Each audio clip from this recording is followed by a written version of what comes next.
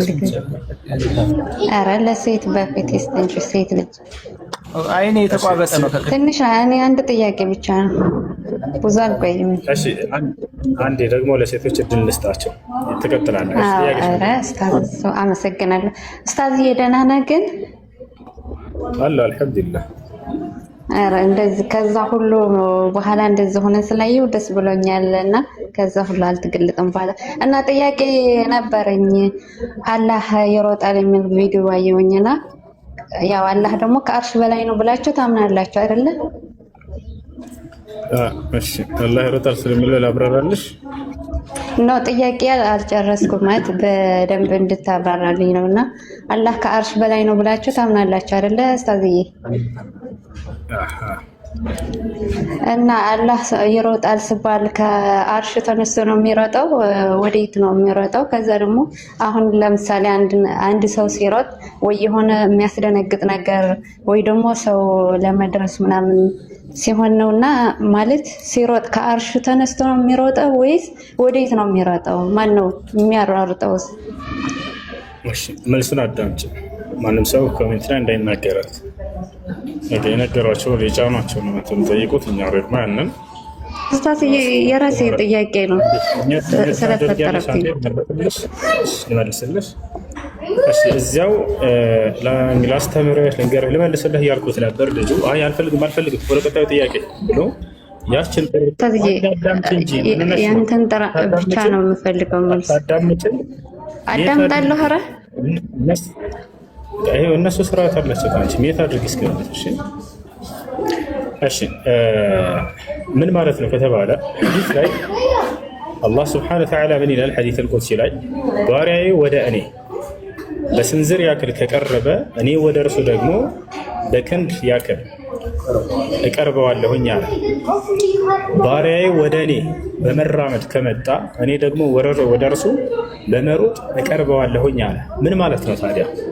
አምልኮ እየሰራን ወደ እርሱ መቀር ነው ታታደርግም እንደ በፈጣሪ አይ ግልጽ እንደሆነልኝ ነው አደርጋለሁ። እኔ ግልጽ እንድታደርግልኝ ነው የምፈልገው። መምህር ለምን አወረድሻት? አውጫት። እያወራህ ከሆነ ሰዎችን አታወርዱ። ልክ ሲሳደቡ ምን ሲሉ ጊዜ እዛኔ ነው የምታወርዷቸው። እሷ ከወረደች በኋላ መመለስ አልችልም። የምትቃወመው ሀሳብ ካለ ስነ ስርዓት እንድትቃወም እንድትረዳም ዘንድ ማለት ነው። አውጥቼ ላሳያችሁ ነበር። ምን ለማለት እንድትፈልገ ተናግሬያለሁ። ይህም ማስረጃ ላሳያን ነበር። አይ ሀሳብ አለኝ ካለች ደግሞ ያንን ትቀጥላለች።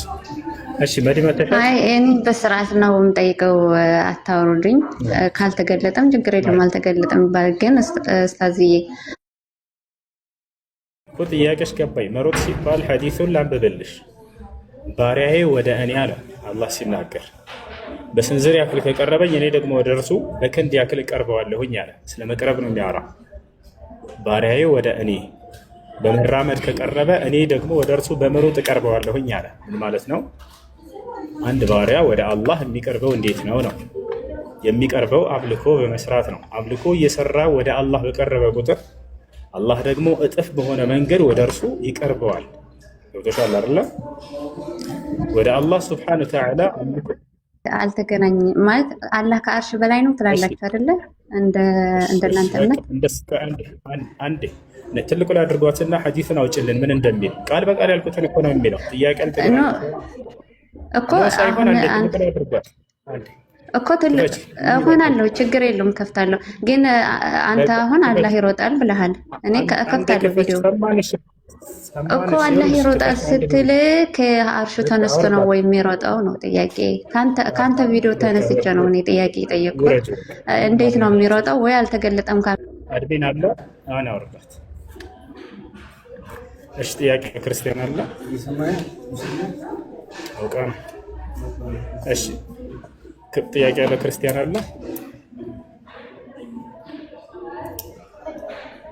አዎ እሺ ጥያቄ ምንድን ነው? አይ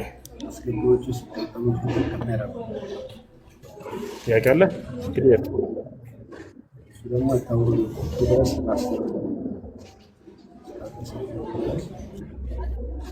እሺ ሌላ የሚያወራ ሰው የለም አይደለ? ልቀጥል እኔ።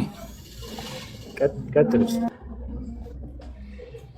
እሺ እንትን አሁን ልጅቷ ገብታ ያስተላለፈችው ልጅ እኛ እባካችሁ አንድ ጊዜ ስለነሱ እንትን ማለት ስለምፈልግ ነው። እባካችሁ መማር እንፈልጋለን፣ አትበጥብጡን። በሪኩዌስት አሁን እኔ ከዚህ ገስት እንደወጣሁኝ ሪኩዌስት 6 ወይ 7 አገኛለሁ።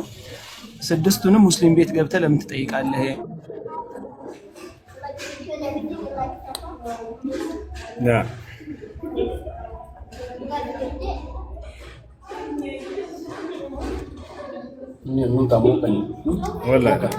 እሺ ተቋረጠ እንዴ? ይሰማቸዋል?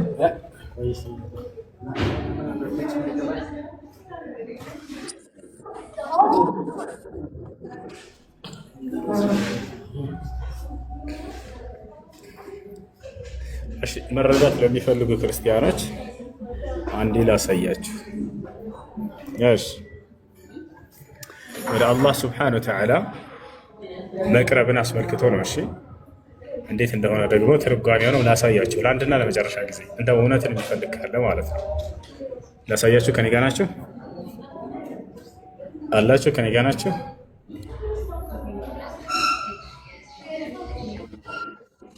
ምን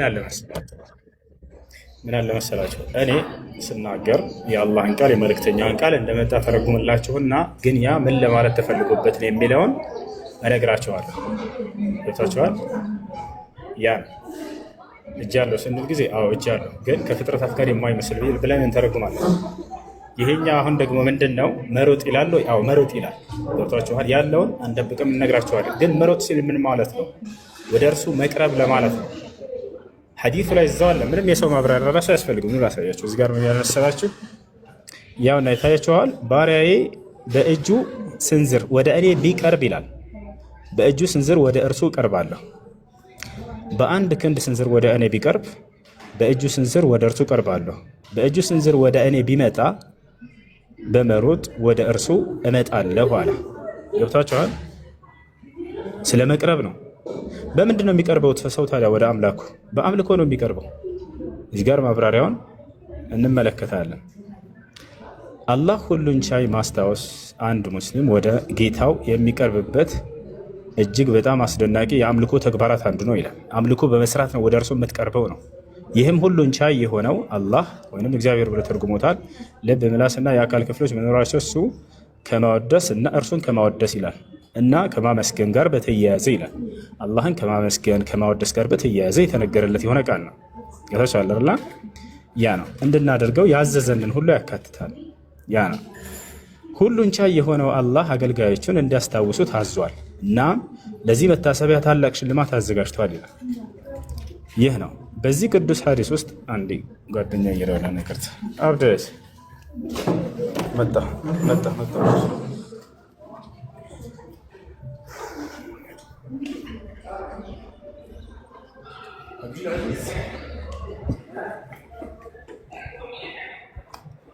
እሺ ይታያችኋል። ያለ በዚህ ቅዱስ ሐዲስ ውስጥ ነቢዩ ሰለላሁ ዐለይሂ ወሰለም ከፍ ያለ እና የተከበረውን ጌታ እኔ ባሪያዬ እንደሚያስበኝ ነኝ እንደሚል ይተርካል። ይህ ማለት አላህ መልካም ነገር አድርጎ የሚያስብ ከሆነ ለእርሱ ነው፣ ሌላ የሚያስብ ከሆነ ደግሞ ለእርሱ ነው ይላል። ሁሉን ቻይ እና ግርማ ሞገስ ያለው አላህ ጥሩ አመለካከት መያዝ የሚያሳካው አላህ ሞገስና ተስፋ የሚያገኝበትን ነገር በማድረግ ነው ይላል። እንግዲህ ሰው ከአላህ ዘንድ ትልቅ ደረጃን ለማግኘት አላህን ያዘዘውን ማድረግና የሚያስደስተውን ነገር በማድረግ ወደ እርሱ በመቃረብ አላህ ሱብሓነሁ ወተዓላ ወደ እርሱ መቅረቡን ለመግለጽ ነው። ሁሉንም እናነባዋለን እና ወደ አላህ መቅረብ ነው። ሐዲሱ ራሱ ሲናገር መሮጥ ሲል ጊዜ አላህ ወደ እኛ ይቀርባል ማለት ነው። በምን? ወደ እርሱ በቀረብን ቁጥር። ወደ እርሱ የምንቀርበው በምንድን ነው? በሩጫ ነው? በእርምጃ ነው? አይደለም። ብትራመድ ወደ እርሱ አትቀርብም። ግን በምንድን ነው ከተባለ አምልኮ በመስራት ነው። ልትሄድ ነው? እንንቀሳቀስ ነው? እሺ ከሳ ሂሳብ ተከፍሏል ተባለ። ግባ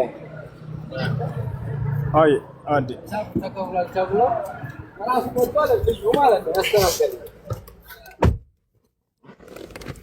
እና ያለ ማለት ነው። ጥያቄ ያለ ካለ መቀጠል ይችላል። እሺ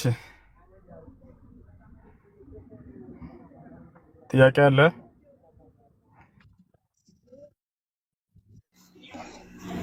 እሺ እናንተ አሁን በቅርቡ የእናንተ ጄኔሬሽን ነብይ የሚባለው ነብዩ መሐመድ እንደሚወለድ የተናገሩ ነቢያቶች አሉ ወይም የተነበዩት ትንቢት አለ? አዎ አለ። ነብዩ ሰለላሁ ዐለይሂ ወሰለም እንደሚመጡ ከተናገሩ ነቢያቶች መካከል አንደኛው ነብዩላህ ዒሳ ነው። የማርያም ልጅ ዒሳ ዐለይሂ ሰላም ከእኔ በኋላ ሙሐመድ ወይንም አህመድ የሚባል ነብይ ይመጣል ብሎ ለትውልዶቹ በስርዓትን ሰጥቷል።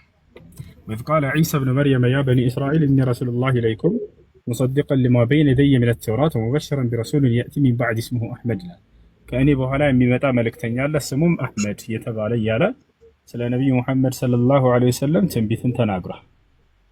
ይሄን ይመስላል። ማስረጃ ይኖርሃል ማለት ያው ከነቢያቶች ከተናገሩት መካከል?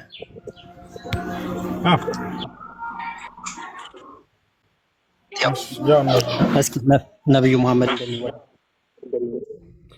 እሺ ችግር የለም።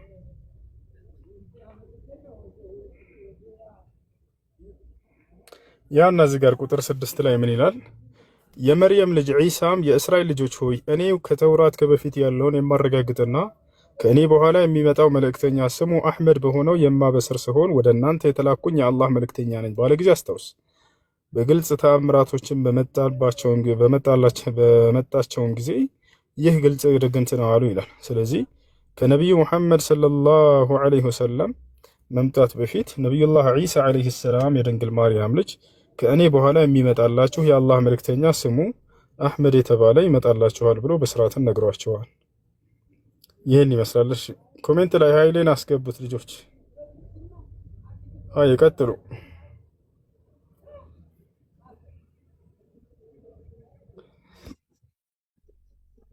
አላ አልሐምዱሊላህ። ቀጥል። ይሰማል። ቀጥል።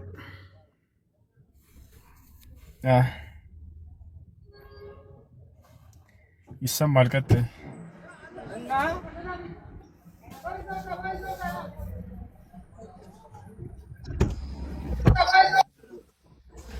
አስመለስናችሁ ወራህመቱላሂ ወበረካቱሁ።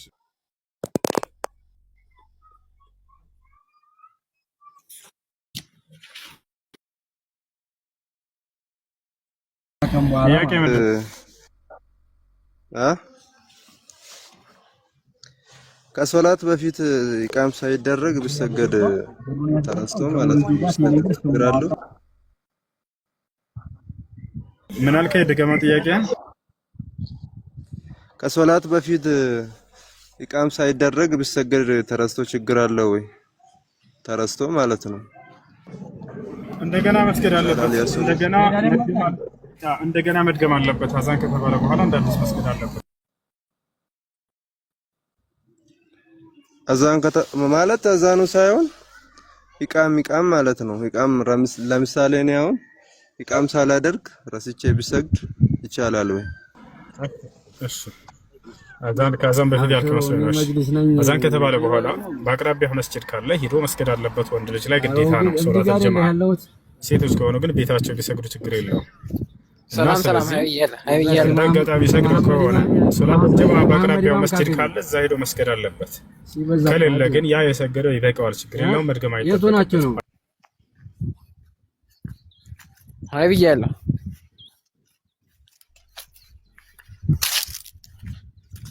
እሱ እሺ ጥያቄ ምንድን ነው? አንድ ጥያቄ ጠይቀህ።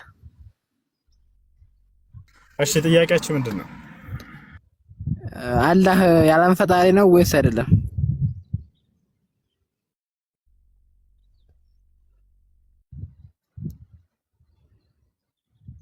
ጥያቄያችሁ ምንድን ነው? ቀጥሉ። ጥያቄ ካላችሁ ከሌላችሁ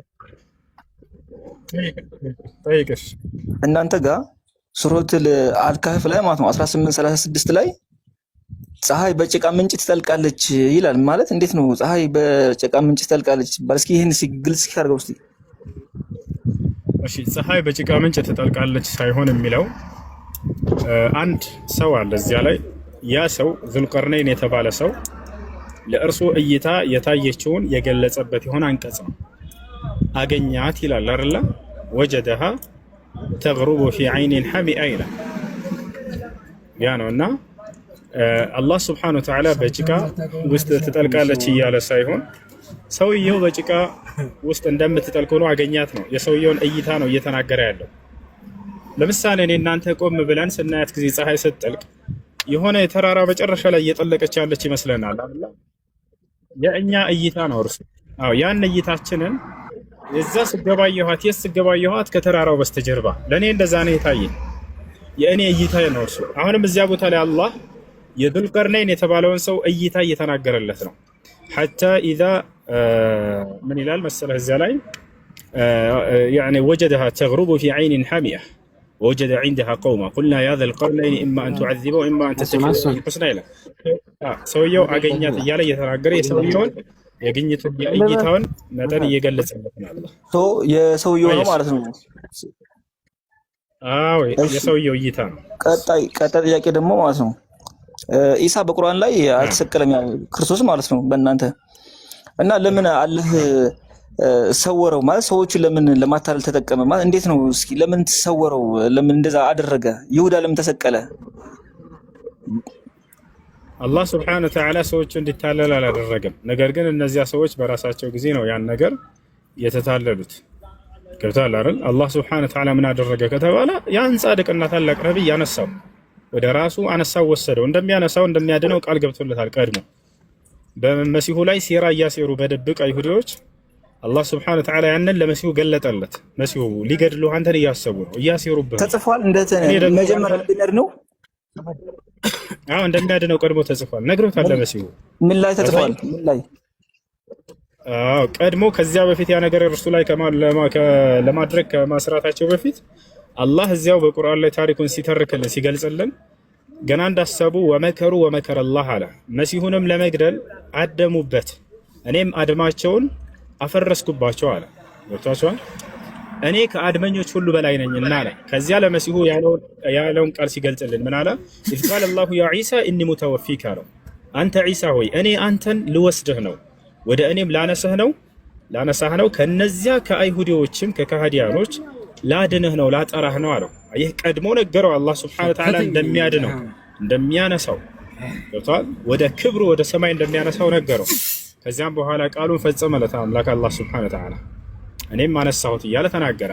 በል ረፈዐሁ አላሁ ኢለይሂ ወደ እኔም አነሳሁት በእውነት እያለ ይናገራል። ወካነ አላሁ ዐዚዘን ሐኪማ እኔ አሸናፊና ጥበበኛ የሆንኩኝ አምላክ ነኝ አለ። አሸናፊ ማለት ምን ለማለት ነው? እዚያ ቦታ ላይ የተፈለገው አሸናፊነቱን መግለጽ የፈለገው አይሁዲዎች ከአምላክ ከአላህ ስብሐነሁ ወተዓላ እንደማያመልጡ ባሴሩበት ሴራ በመሲሁ ላይ ማለት ነው አሸነፋቸው። ሌላኛው ጥበበኛ በጥበቡ አነሳው አምላክ አላህ ስብሐነሁ ወተዓላ።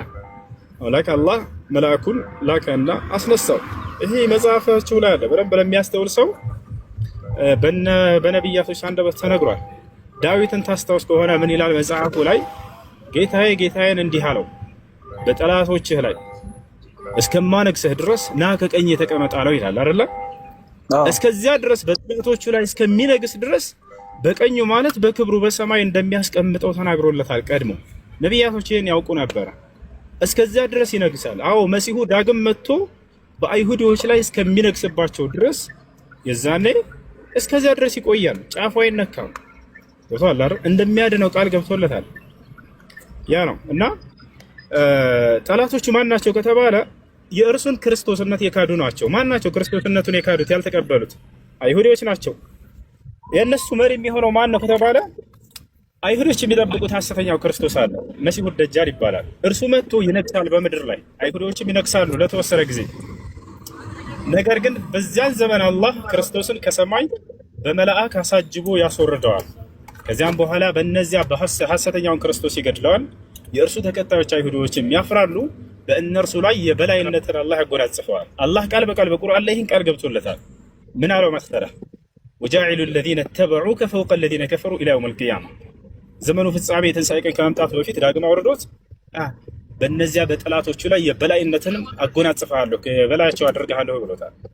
መሲሁ ዳግም መጥቶ በጠላቶቹ ላይ በእነዚያ በአይሁዳውያኖች ላይ የበላይነትን ከተጎናጸፈ በኋላ ከዚያም አንዱን አምላክ የዓለም ሰው እንዲገዙ ካደረገ በኋላ ሁሉን ለአንዱ አምላክ ካስገዛ በኋላ የዛኔ መሲሁም ለአንዱ አምላክ አብሮ ከኛ ጋር ይገዛል። የዛኔ ፍጻሜ ይሆናል። ገብቶሃል አይደል? አንድ ጥያቄ ልጠይቅህ። ይሄ ነው እና አንድ ጥያቄ አላህ የዓለም ፈጣሪ ከሆነ ዓለም ሳይፈጠር በፊት አለ? አዎ አለ። አላህ ማን ብሎ ፈጠረ? መጀመሪያ የፈጠረው ፍጡር ነው ማወቅ የፈለከው? መጀመሪያ የፈጠረውን አምላክ አላህ Subhanahu Wa Ta'ala በመጀመሪያ አራት ነገራቶችን ፈጠረ። ከምን ማን ነው? ከሰማይና ከምድር በፊት ሰማይና ምድርን ከመፍጠሩ በፊት አራት ነገራቶችን ቀድሞ ፈጥሯቸዋል። አንደኛ አርሽ ዙፋኑ ማለት ነው። ያ ዙፋኑ ሲባል እኛ ልክ ቁጭ የምንልበት ወንበር የእርሱ መቀመጫው አይደለም። አላህ Subhanahu Wa Ta'ala እቀመጣለሁ ብሎ የተናገረበት ቦታ የለም። ግን አርሽን ፈጥሯል። ከዚያስ ውሃ ተፈጥሯል። እርሱ ውሃ የህያው ነገራቶች ሁሉ ምንጭና መነሻ ነውና የህያው ነገራቶች ከመፈጠራቸው በፊት ውሃ ተፈጠረ። ሁለት ሶስተኛ ኩርሲይ ተፈጥሯል። ኩርሲይ የሚባል ፍጡር አለ። ኩርሲይ ሲባል የእግሩ ማስቀመጫ ተብሎ የተገለጸው ነው። አንዴ የእግሩ ማስቀመጫ ተብሎ የተገለጸው ነው። ነገር ግን አላህ Subhanahu Wa Ta'ala እግሩን ያስቀምጣል ስንል ጊዜ እኛ እግራችንን በሆነ ነገር ላይ እንደምናስቀምጠው ነገር አይደለም። የእርሱ ረቂቅ የሆነ የተለየ መገለጫና ባህሪ አለው። ሌላ ምን ተፈጥሯል? አንድ ልጨርስ። ሌላው ብዕር ተፈጥሯል። እንዲሁም ነገር አለ። እርሱ ለምን ተፈጠረ ታዲያ ከተባለ የሆኑ ነገራቶች ዛሬ የምንሰራቸው ሁሉ ተጽፈዋል አይደል? ቀድሞ የተጻፈው እንላለን። ያ ነገር ይጻፍበት ዘንድ ምን መፈጠር አለበት? ቀድሞ መጻፊያው ልክ እንዲሁ የሚጻፍበት ነገር። እነዚህ ነገራቶች አንድ ልጨርሰላችሁ። ሰማይና ምድር ከመፈጠራቸው በፊት ቀድሞ የተፈጠሩ ናቸው። ከዚያ በኋላ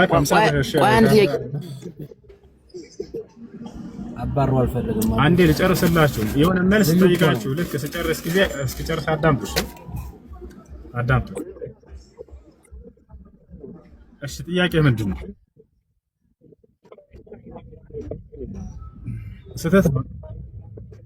ስህተት ነው። ነብዩ መሐመድ ሰለላሁ ዐለይሂ ወሰለም ናቸው ከሰባት አይደለም። ነብዩ መሐመድ ሰለላሁ ዐለይሂ ወሰለም ናቸው ከክርስቶስ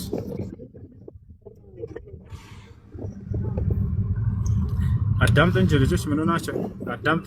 ጥያቄ ከጠየቃችሁ በኋላ አዳምጡ። እሺ ኮሜንት ላይ መስለን ፈልጋለሁ የሚላል ከ600 ከክርስቶስ 600 ዓመት በኋላ የመጡት ነብዩ መሐመድ ሰለላሁ ዐለይሂ ወሰለም ናቸው ወይ? አዎ ምንም ጥርጥር የለውም።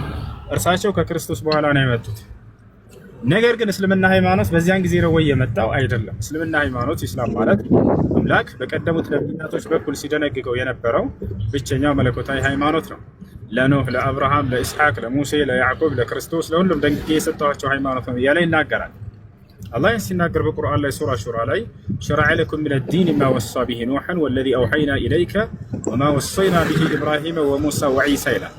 እነሆ ይህን እስልምናን ሃይማኖት እኔ ደነገግኩላችሁ ከዚህ በፊት አብርሃምን፣ ኖህን፣ ሙሴን፣ ክርስቶስን አዝዤባቸው የነበረውን ሃይማኖት እያለ ይናገራል። ያ ነው እና ነብዩ መሐመድ ሰለላሁ ዐለይሂ ወሰለም ያልከኝ ምን አልክ?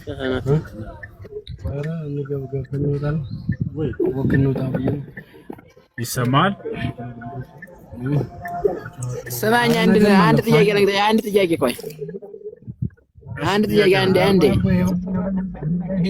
ለምንድን ነው በቁርአን ላይ ማለት ቁርአን ላይ ከመጽሐፉ ያልተጠመቀ አይድንም ለምን ይላል? ያልተጠመቀ አይድንም እንደዛ ቢል የለም በቁርአን ላይ አለ። እንደውም ተከቦ ነው ያለው። እንደዛ ቢል የለም። ማስረጃ የቱ ጋር ነው ያለው? መሪማ ወልደት በከሪማ። እሺ ኮሜንት ላይ መሪማ ወልደት ከሪማ የሚለው ላይ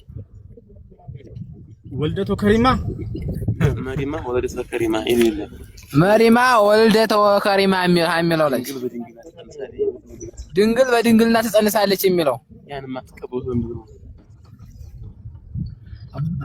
ድንግል ሰደቀት ከሊማ የሚለው ነው።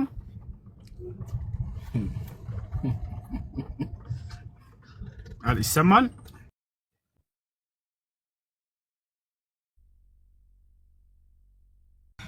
ይኸውልህ እንደዛ የሚል የለም። እሺ እንደዛ የሚል የለም። የተናገርከው ቃል የለም። እሺ ኡስታዝ ጥያቄ አለኝ። ጥያቄ ምንድን ነው? መሪማ ወለደታ ወከሪማ እኮ ነው ያልኩት ወገናችን። እንደሱ የሚል የለም። እኔ ቁርአንን ሙሉ እንደዛ የሚል አሁን የተናገርከው የለም። እኔ ቁርአንን ሙሉ ስማ አዳምጠኛ እንደ ከጠየቅ ሰማለሁኝ። አንድ አዳምጥ። እሺ ከጠየቅ በኋላ መልሱን አዳምጥ እባካችሁ። ጥያቄ ከጠየቃችሁ በኋላ ያ የሚያናግርህ ልጅ አናግረው በለው። እስልምና ለምንድን ነው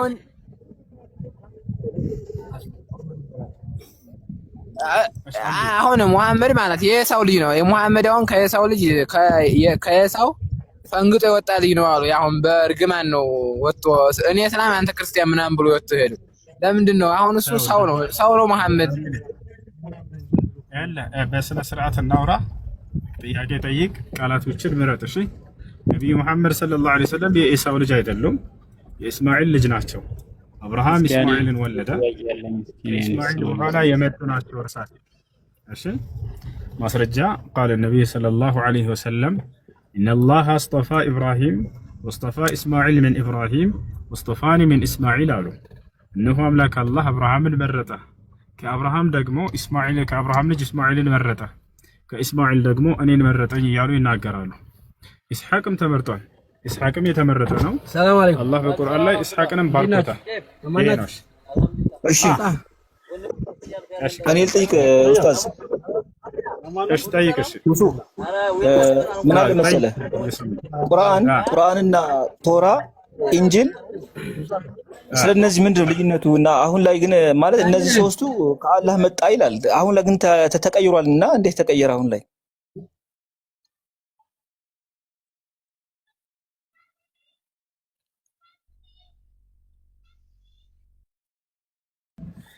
እሺ እንትን በል ጥያቄህን እስኪ እንደገና ድገመው።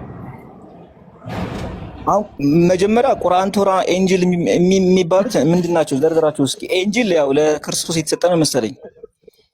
አዎ ኢንጂል ለክርስቶስ የተሰጠ ነው። ተውራት ደግሞ ለሙሴ የተሰጠ ነው። ቁርአን ደግሞ ለዓለም የተሰጠ ነው። አይዋ እሺ አሁን ለምን ይለያያል ታዲያ? ለምን ተቀየረ አሁን? እሺ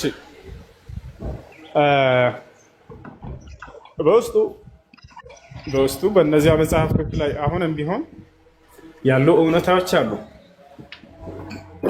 በውስጡ ያሉ እውነታዎች አሉ፣ በውስጡ ያሉ ደግሞ ስህተቶች አሉ። ታዲያ ቁርአን መጥቶ እነዚያን ማረምና ማረጋገጥ ስላለበት ለዚያ ነው የወረደው። ቁርአን ሲመጣ ስላለፉት መጽሐፍቶች ያርማቸዋል። ማለት ትክክለኛ ትክክል ነው ይላል፣ ስህተቱን ደግሞ ስህተት ነው ይላል።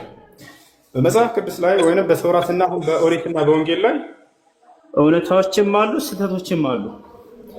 እውነታዎችን እንደ እውነት ያረጋግጣቸዋል፣ ስህተቶችን ደግሞ ስህተት ናቸው እያለ ይገልጻል።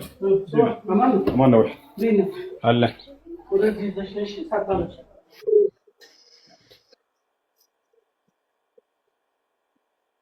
እሺ መብራት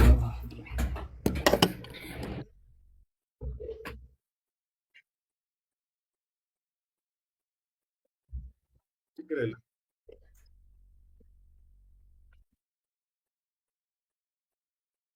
ነቢዩ መሐመድ የሰው ልጅ ናቸው።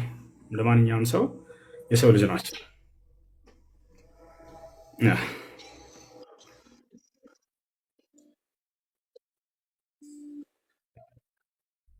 የሰው ልጅ ናቸው። እኔ ከየሰው ልጅ አይደሉም አላልኩም። እንደዛ አላልኩም። ነቢዩ መሐመድ ሰለላሁ ዐለይሂ ወሰለም እንደማናችንም ሰው ናቸው፣ የሰው ልጅ ናቸው።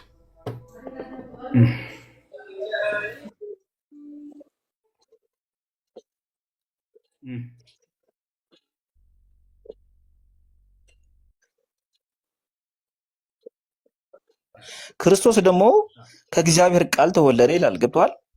አሁን እንዴት ነው ከክርስቶስ በላይ ለየት ሊሆኑበት የቻሉበት ምክንያት እስኪ ያስረዳ። ከላይ አንድ የሚወት አድርጉ ልጆች። ነቢዩ መሐመድ ሰለላሁ ዐለይሂ ወሰለም እና ኢየሱስ ወይም ዒሳ የመጡበት አመጣጥ ይለያያል።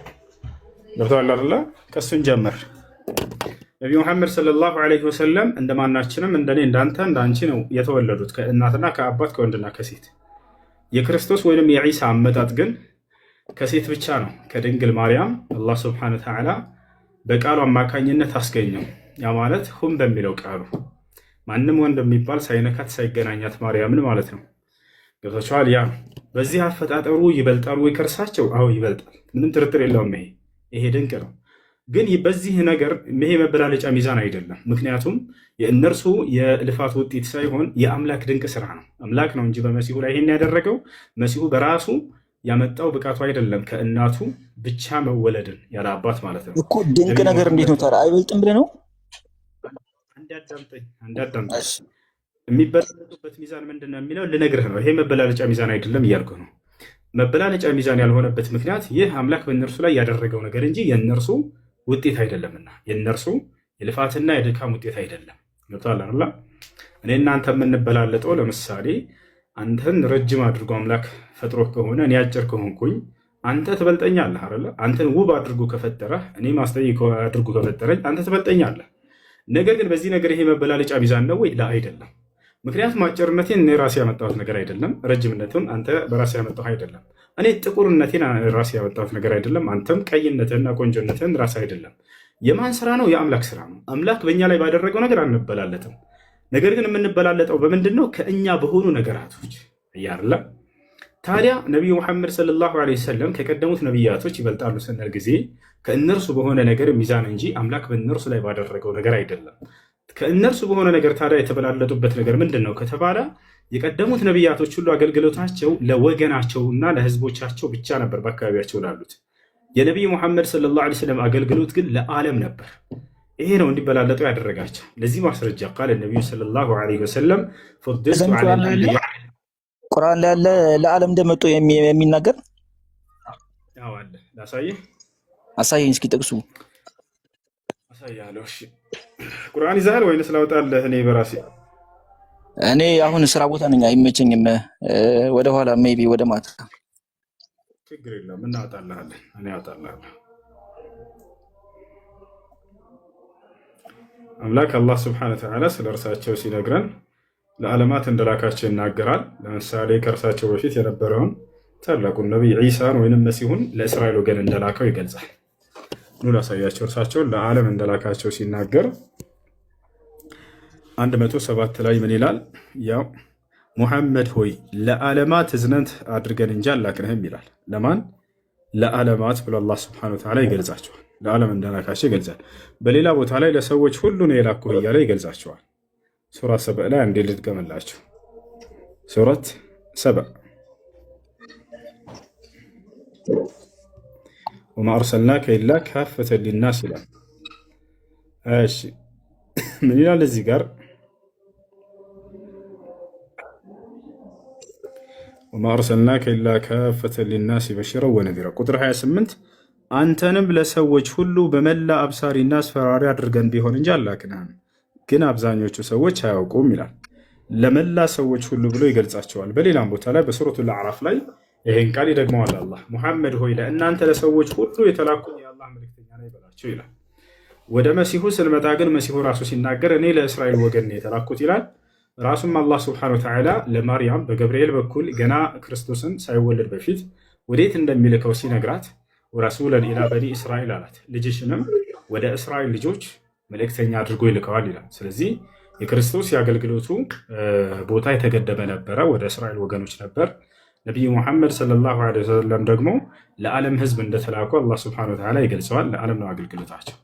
ያ እሺ ኢየሱስ ክርስቶስ ከአላህ እንደሆነ ካመንክ ማለት ይህ መለኮታዊ ባህሪ እንደሆነ እንዴት አንተ አትረዳም?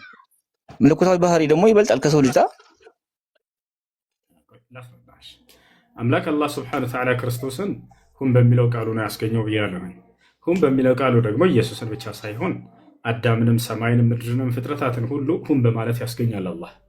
አላህ ስብሐነሁ ወተዓላ በመለኮታዊ እጁ የሰራቸው ውስን ነገራቶች ናቸው። ከዚያ ውጭ ሁን በሚለው ቃሉ ነው ያስገኛቸው ፍጥረታቶችን። ለምሳሌ መሲሁን ሁን በሚለው ቃሉ ነው። ማርያም ገብርኤል መጥቶ ብስራቱን በነገራት ጊዜ ከአንቺ ልጅ ይወለዳል ባላት ጊዜ እኔ ወንድ ያልነካኝ ስሆን ከእኔ እንዴት ነው ልጅ የሚወለደው ብላ ስትጠይቅ አምላክሽ አላህ ሁን በሚለው ቃሉ ይፈጥረዋለችሽን አላት። ያርም ማስረጃ ቃለ ስብሓነሁ ወተዓላ ፊ ሱራ አሊ ዕምራን ቃለት ረቢ አና የኩኑ ሊ ወለዱን ወለም የምሰስኒ በሸር ቃለ ከዛሊከ ላሁ የኽሉቁ ማ የሻእ ኢዛ ቀዳ አምረን ፈኢነማ የቁሉ ለሁ ኩን ፈየኩን። ማርያም ምን አለች? ጌታዬ ሆይ ለእኔ ወንድ ያልነካኝ ሲሆን ከእኔ እንዴት ልጅ ሊኖረኝ ሊወለድ ይችላል ብላ ጠየቀች። አና የኩኑ ሊ ወለድ ለእኔ እንዴት ልጅ ሊኖረኝ ይችላል? ወለም የምሰስኒ በሸር ሰው ያልነካኝ ሲሆን አለች። ልብ በሉ ሰው ነው ያለችው። ሰው የሚለው ወይም በሸር የሚለው ለወንድ ማንኛውም የወንድ አይነት ያጠቃልላል። ረጁል አላለችም። ወጣት ሰው ያልነካኝ ሲሆን አላለችም። ላ ወንድ የሚባል ጭራሽ በፍጹም በህይወት ዘመኗ ነክቷት አያውቅም። ታውቃላችሁ ማርያም ወንድ የሚባል ነክቶኛ አያውቅም። ይቅርታ ቁርአን ላይ ተጽፏል። ቁርአን ላይ ተጽፏል። ተጽፏል። ኦኬ። ከዚያ በኋላ አንዴ ልጨርስ። የሆነ ሀሳብ ከጀመርኩ አታስራት ልጨርስ። ከዛ መልአኩ ገብርኤል ማለት ቃለ ከዛሊከ ላሁ የኽሉቁ ማ የሻእ አምላክሽ አላህ ልክ እንዲሁ ያሻውን ይፈጥራል አላት። ልክ እንዲሁ ማለት አሁን መሲሁን በሚፈጥርበት መንገድ ልክ እንዲሁ እስከዛሬም ሲፈጥር ቆይቷል እያላት ነው። የኽሉቁ ማ የሻእ ያሻውን በዚህ መንገድ ይፈጥራል። ይሄ ቀላል ነው ለእርሱ አላት። ኢዛ ቀዳ አምረን ፈኢነማ የቁሉ ለሁ ኩን ፈየኩን አላት። አምላክሽ አላህ አንድን ነገር መፍጠር በፈለገ ጊዜ ሁን ይለዋል፣ ወዲያውም ይሆናል አላት። አየህ አይደለም? ከእርሱ በፊት ታዲያ ሁን በሚለው ቃሉ የፈጠረው ማን ነው ከተባለ ከሰዎች አዳምን አላህ ስብሐነሁ ወተዓላ ሁን በሚለው ቃሉ ነው የፈጠረው።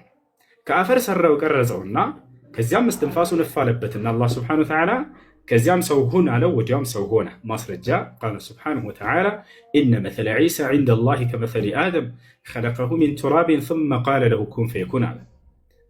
ይህን ጥያቄ የሚገርማቸው አሁን የምነግራቸውን የቁርአን አንቀጽ ክርስቲያኖች መጥተው ወደ ነቢዩ ሙሐመድ ሰለላሁ ዐለይሂ ወሰለም ዘንድ ነጅራን ከምትባል ሀገር ታላላቅ 70 የክርስቲያን ሊቃውንቶች መጥተው ተከራክረዋቸው ነው ስለማን ስለ መሲሁ አምላክነት እንድንከራከረህ እንፈልጋለን አሉ። ገብቷቸዋል። ነጅራን ማለት በየመንና በሳዑዲ ድንበር መካከል የነበረች ሀገር ነች። አሁን ላይ ወደ ሳዑዲ ተካታለች። በዚያች ሀገር ላይ ክርስቲያኖች ይኖሩባት ነበር። ከክርስቲያኖች 70 ሊቃውንቶች ተመርጠው ሄዱ። የመጨረሻ ዘመን ነቢይ ተነስተዋል ሲባሉ ጊዜ ወደ መዲና ሄዱ በእግራቸው። ከዚያ በኋላ ሄደው ሊከራከሯቸው ፈለጉ። የመሲሁን አምላክነት ከአንተ ጋር መከራከር እንፈልጋለን አሉ። ካነሷቸው ሀሳቦች መካከል መሲሁ ከሌሎች ይለያል በአመጣጡ። እርሱ በቃል ነው የተገኘው። እንዴት ነው እርሱ ፍጡር ነው ልትለን የምትችለው? ሙሐመድ እርሱ አምላክ ነው እንጂ የሚሆነው በአምላክ ቃል ነው እና የመጣው ብለው ጠይቀዋቸው ነበር። ገብቷቸዋል። አላህ ታዲያ ለዚህ መልስ ሰጣቸው።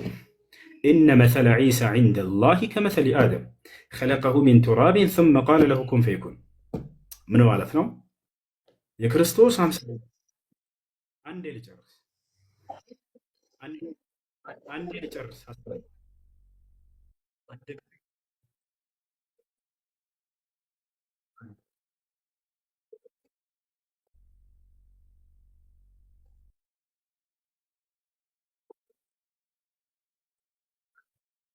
ይሄን ልጨርስና ቀጣይ ጥያቄ በዚሁ ጋር ትጠይቃላችሁ። አብሽሩ፣ ይሄን ልመልስላችሁ። ኢነ መሰለ ዒሳ ዒንደ ላሂ ከመሰሊ አደም አላቸው ለእነዚህ ጠያቂዎች። የክርስቶስ ምሳሌ ከእኔ ከአምላካችሁ ከአላህ ዘንድ ልክ እንደ አዳም ነው አለ። አዳም እንዴት አስገኘው ከተባለ ኸለቀሁ ሚን ቱራቢን ከአፈር ሰራሁትና ሱመ ቃለ ለሁ ኩን ፈየኩን ከዚያም ሰው ሁን አልኩት ሰውም ሆነ አለ። ሁን በሚለው ቃሉ አላህ ሱብሓነሁ ወተዓላ አዳምን አስገኘው። ክርስቶስንም ልክ እንዲሁ ሁን በሚለው ቃሉ አስገኘው። ስለዚህ አዳምም ሆነ ክርስቶስ መለኮት ነው የክርስቶስ ወንድሜ፣ መለኮታዊ ባህሪ እኮ ነው። መንፈስ ቅዱስ እኮ ነው ለመረኝ አይደለም። መንፈስ ቅዱስ መጥቶ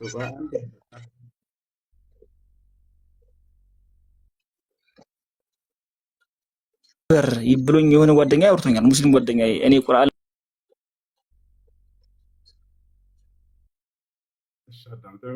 ሁላችሁ አንድ ጥያቄ ተጠይቆ እስኪያልቅ ድረስ እንትን በሉ እሺ፣ ሀሳብ አስጨርሱ። መለኮት ነው ብለሃል። እርሱ መለኮት አይደለም። ክርስቶስ እንደማናችንም ሰው ነው፣ ግን አመጣጡ ተአምራዊ ነው። ምንም የሚካድ ነገር አይደለም። አላህ የመሲሁን አመጣጥ ተአምራዊ አመጣጥ ነው ብሎ በቁርአን ላይ ገልጾታል። ገብቶሃል አይደል? ተአምራዊ አመጣጥ ነው። እርሱ ራሱ ተአምር ነው፣ ማርያምም ተአምር ነች። እንደ ቁርአን አስተምሮ አላህ በቁርአን ላይ ሁለቱንም ተአምር ናቸው ብሏል። ቃለ ስብሓነሁ ወተዓላ ወጀዐልነ ብነ መርየመ ወኡመሁ አያ ይላል። የማርያምን ልጅ ክርስቶስንና እናቱን ማርያምን ለዓለማት ሰዎች ድንቅ ተአምር አድርጌያቸዋለሁ ይላል። ሁለታቸውም ተአምር ናቸው፣ ድንቅ ናቸው ለዓለም ሰው ሁሉ። ከምን አንጻር? እርሷ ከምን አንጻር፣ እርሱ ከምን አንጻር ወደሚለው ስንመጣ ጊዜ እርሷ ተአምር የሆነችበት ምክንያት ማንም ወንድ ሳይገናኛት የወለደች ብቸኛዋ የዓለማችን ሴት ስለሆነች። ተአምር ማለት ከሰው ሕግና ልማድ ወጣ ያለ ተግባር ማለት ነው። ገብቷችኋል አይደል? ከሰው ሕግና ልማድ ወጣ ያለ ነገር ተአምር ይባላል። በሰዎች ተለምዶ ታዲያ ሰው እንዴት ነበር ሲመጣ የነበረው ከተባለ ወንድና ሴት ይገናኛሉ፣ ልጅን ያገኛሉ። የማርያም ግን ከዚህ ወጣ ያለ ሆነ። ማንም ወንድ ሳይገናኛት በመውለዷ ድንቅ ተአምር ነች አላት አላህ ሱብሓነሁ ወተዓላ። የእርሱ የልጇ ደግሞ ተአምርነት ከምን አንጻር ነው? ሰዎች የተለመደው የሚወለዱት ከአባት ነበረ፣ ከአባትና ከእናት።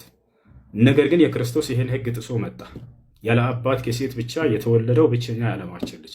ስለዚህ በዚህ መንገድ ሁለቱም ተአምር ናቸው ማለት ነው። አላህ በቁርአን ላይ በርካታ ቦታ ሁለቱም ድንቅ ተአምር ናቸው እያለ ይገልጻቸዋል። ይሄ ምንም ጥርጥር የለውም። ግን መለኮታዊ ምናምን አመጣጥ የሚባል ሂሳብ የለም። ላቀባር ቃሉ ነው ያመጣው። አንዴ ልጠይቅ ይቅርታ ጋር እኔ ያልተዋጠልኝ ነገር ምንድን ነው? ክርስቶስ ትንቢት ተነግሮለታል፣ ተጽፎለታል እንደሚመጣ። ሁለተኛ ነገር ደግሞ ሁሉንም አስተዋሮች ሌሎቹ ክርስቶስ ሳይሆን ሌሎች ሐዋርያት የጻፉት ነው። እኛ ለምሳሌ 4 ወንጌላውያን የጻፉት አለ፣ የሉቃስ የዮሐንስ ምናምን እያለ ማለት ነው። ነቢዩ መሐመድ ግን ክርስቶስ ከመጣ በኋላ ከ600 ዓመት በኋላ እኔ አላህ ተናገረኝ ብሎ ራሱን የጻፈው ራሱን የተናገረው አልጻፈውም። በእርግጥ አላህ መጣ አላህ ነገረኝ እንደዚህ እያለ ያስተላልፍ ነበረ። ነገር ግን አላህ ስለመንገሩ ስለሱ ስለመንገሩ ሌላ ሁለተኛ ወይም ሶስተኛ ወገን ስለሱ የመሰከረ የለም እንደ ክርስቶስ ማለት ነው። ራሱ አስተላለፈ፣ ራሱ ተነገረኝ አለ። ከዛ በኋላ ምን ተደረገ? ከ200 ዓመት በኋላ ሌሎቹ ሐዲሳትን መጻፍ ጀመሩ።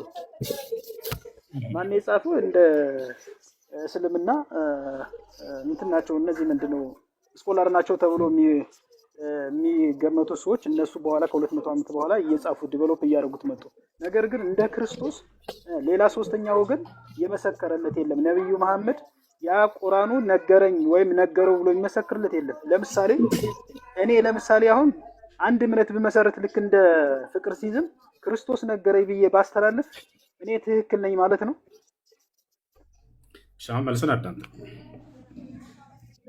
እሺ አንደኛ የመጀመሪያው ስህተት ምንድነው? ከጊዜ በኋላ ሰዎች ከ200 ዓመት በኋላ ተነስተው ነው የጻፉት ያልከው ስህተት ነው። ቁርአን እና ሐዲስ የተጻፈው በዚያው ነብዩ ሰለላሁ ዐለይሂ ወሰለም ባሉበት ዘመን የተጻፈው። ማስረጃ ሰሃቦች ሲናገሩ ምን አሉ? ኩና ኑአሊፉ አልቁርአን ዐንደ ረሱሊላሂ ሰለላሁ ዐለይሂ ወሰለም አሉ። ከነብዩ መሐመድ ሰለላሁ ዐለይሂ ወሰለም ዘንድ ቁጭ ብለን ቁርአንን ስናዘጋጅ ስንጽፍ ነበር አሉ። ኩንቱ አክቱቡ ልወሕየ ሊረሱሊላሂ ሰለላሁ ዐለይሂ ወሰለም ይላል ዘይድ ብኑ ሳቢት የተባለው የነቢ ሰለላሁ ዐለይሂ ወሰለም ሰሓባ የእርሳቸው ተከታይ በዚያው በዘመናቸው ሲጽፍ እንደነበር ሲናገር ምን አለ? ከነቢዩ ሙሐመድ ሰለላሁ ዐለይሂ ወሰለም ዘንድ ቁጭ ብዬ ግልጠተ መለኮትን ራእይን ስጽፍላቸው ነበርኩ እያለ ተናገረ። ሌላም ምስክር አለው ይሄ ሰው እኔ ጽፌያለሁ ብሎ ዝም አንልም። ሌላም ምስክሮች የነቢ ሰለላሁ ዐለይሂ ወሰለም ታላቁ ተከታያቸው የእርሳቸው ምትክ የነበረው ከእርሳቸው ህልፈት በኋላ አቡበክር ስዲቅ ረዲየላሁ ዐንሁ ይህ ሰሓባ ምን ይላል? አንተ ለዚ ኩንተ ተክቱቡ ልወሕየ ሊረሱሊላሂ ሰለላሁ ዐለይሂ ወሰለም አለ። ዘይድ ሆይ አንተ ነበርክ እኮ ለአላህ መልእክተኛ ግልጠተ መለኮትን ስትጽፍላቸው የነበርከው እያለ ይናገራል። ስለዚህ ነቢያችን ሰለላሁ ዐለይሂ ወሰለም በህይወት እያሉ ነው ቁርአንና ሐዲስ የተጻፉት። አንደኛ ይህን ከጨረስን ታዲያ ነቢዩ ሙሐመድ ሰለላሁ ዐለይሂ ወሰለም ለእርሳቸው ምስክር እንደው እርሳቸው ብቻ ናቸው ወይ ወይንስ ሌላ አብሯቸው የነበሩ አማኞች ግልጠተ መለኮቱ ሲመጣላቸው መልአኩ ገብርኤል ሲገለጥላቸው ምስክር አለ ወይ ሌላ የሚል የብዙዎች ጥያቄ ነው። አዎ ነቢዩ ሙሐመድ ሰለላሁ ዐለይሂ ወሰለም ጋር መልአኩ ገብርኤል ሲመጣ፣ መልአኩ ሚካኤል ሲመጣ ሌሎች የአይን እማኞች ምስክሮች ነበሩ። ምስክሮቹ 4 እንዳይመስሏችሁ በመቶ ሺዎች የሚቆጠሩ ምስክሮች ናቸው። ገብርኤል መጥቶ ሲመጣና ቃልን አስተላልፎ ሲሄድ ያዩት ነበር፣ ይሰሙት ነበር የአይን ምስክሮች ገብቷቸዋል። ከነዚያ መካከል ይህን ከዘገቡ መካከል ዑመር ብን አልኸጣብ የነቢ ሰለላሁ ዐለይሂ ወሰለም ሁለተኛ ምትካቸው ነበር። ከእርሳቸው በኋላ አቡበክር ስዲቅ፣ ከዚያ ዑመር ነበር። ይህ ሰው ሲናገር ከነቢ ሰለላሁ ዐለይሂ ወሰለም ዘንድ መጥቶ መልአኩ ገብርኤል ቃልን አስተላልፎ ሲሄድ ያዩት ነበረ ሰሓቦች። ልክ እንዲሁ ግልጠተ መለኮትን ማምጣት ብቻ ሳይሆን የመላእኮች ስራ ነቢያቶች በምድር ላይ በጠላት በሚጠቁ ጊዜ ሊገደሉ ሲሉ ያዩት ነበረ። ሰዎቹ ገብርኤልን ያዩት ነበረ። ስለዚህ እንደውም የተሻለ የሚሆነው እነዚያ ያዩ ሰዎች ነበረ። ላ አዳምጠኝ አንድ እስኪ ጨርስ ድረስ አዳምጥ መልሱ። አሁን ጥያቄው ምን ነበር? ማንም ምስክር የለውም ራሱ ነበር የሚለው ነው። ላ እንዳልሆነ አሁን ተረዳችሁ። የአይን ምስክሮች ነበሯቸው። እነዚያ ሰሓቦች ይመለከቱ ነበር። በጦርነት ጊዜ ከሃዲያኖች ነቢዩ ሰለላሁ ዐለይሂ ወሰለምን ለመግደል በሚረባረቡባቸው ጊዜ መልአኩ ገብርኤልና ሚካኤል ይመጡ ነበር። ከጎናቸው ከቀኝና ከግራ ቆመው ይጠብቋቸው ነበር። ይህንንም ነቢ ሰለላሁ ዐለይሂ ወሰለም እንደ አሁን ገብርኤል መጥቶ ጠበቀኝ ምናምን ብለው በራሳቸው ተናግረው ሳይሆን ያዩቸውና የአይን እማኝ የሆኑ ምስክሮች ናቸው የሚናገሩት። ሰዕድ ብን አቢ ወቃስ የተባለ ታላቁ ሰሓባ ረአይቱ ዐን የሚኒ ረሱሊላሂ ሰለላሁ ዐለይሂ ወሰለም ወዐን ሽማሊሂ ረጁለይኒ ወሁማ ጅብሪል ወሚካኤል ይላል። የውመ ኡሑድ በኡሑድ ጦርነት ጊዜ ከነቢ ሰለላሁ ዐለይሂ ወሰለም ቀኝና ግራ ጎን ነጫጭ ሰዎችን ነጫጭ ለበሱ በነጫጭ ፈረስ ላይ ከጎናቸው ቆመው ሲጠብቋቸውና ሲከላከሉላቸው ተመለከትኩኝ። እነርሱም ገብርኤልና ሚካኤል ናቸው ብሎ ቃል በቃል ይናገራል። አንዴ ላሳያችሁ በማስረጃ እንዲሆን ይሄ ነገር ማለት ነው። በማስረጃ እንዲሆንላችሁ ገብርኤልን ያዩና የመሰከሩ ከነቢዩ መሐመድ ሰለላሁ ዐለይሂ ወሰለም ውጭ ላሳያችሁ። ሲገለጥለት ማንም የለም ራሱ ነው ተገለጠልኝ ብሎ የተናገራቸው የሚለው ስህተት እንደሆነ እንድትረዱ። እሺ ያው እና ማስረጃ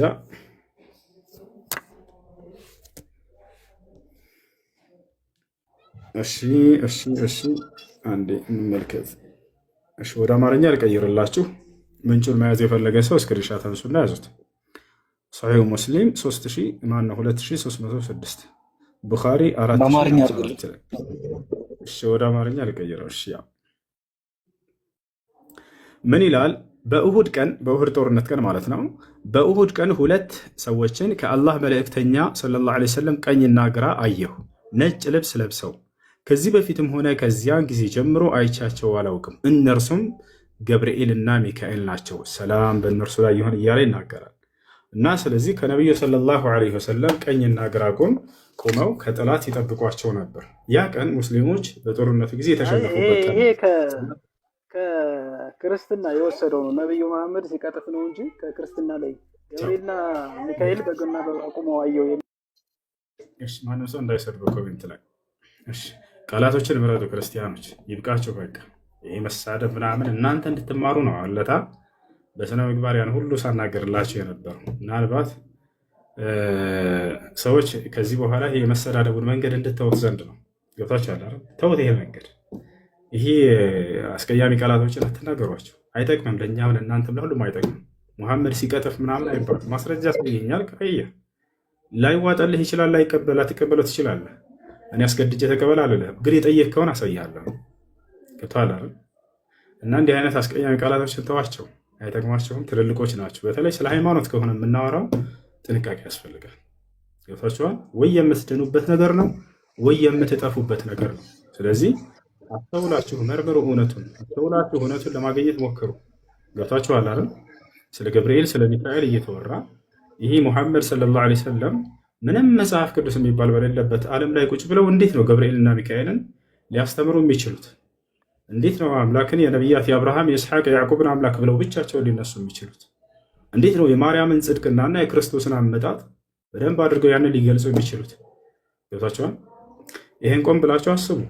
ከጠየቃችሁ በኋላ መልሱን አዳምጡ፣ መርምሩ። ያ ነው። ለማንኛውም ቃላቶቻቸውን አስተካክሉ ስትጠይቁ ጊዜ እንትን በሉ። እሺ ወሬ ነው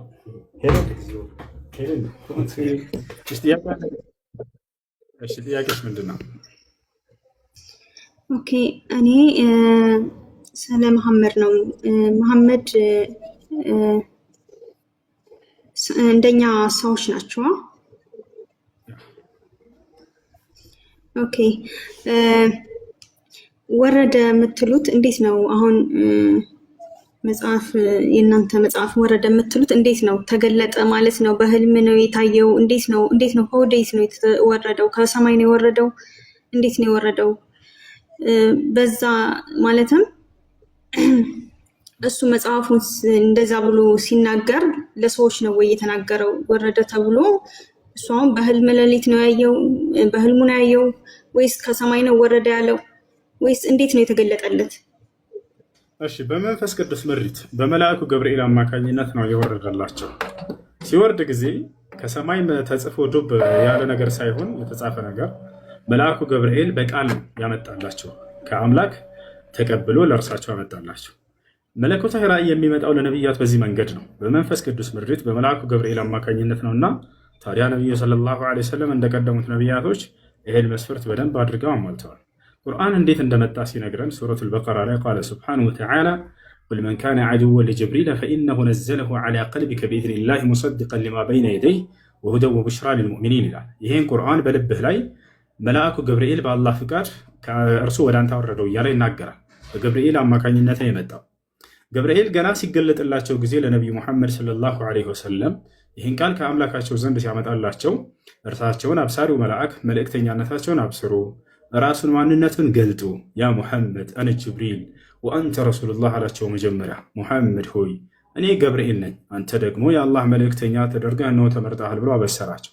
ከዚያ የመጀመሪያውንም የቁርአን ምዕራፍ ኢቅራ የሚለውን አወረደላቸው። ያ ነው እና በመንፈስ ቅዱስ ምሪት ነው የመጣው። ቁል ነዘለሁ ሩሑል ቁዱስ ሚን ረቢከ ቢልሐቅ ይላል። ይህ ቁርአን በመንፈስ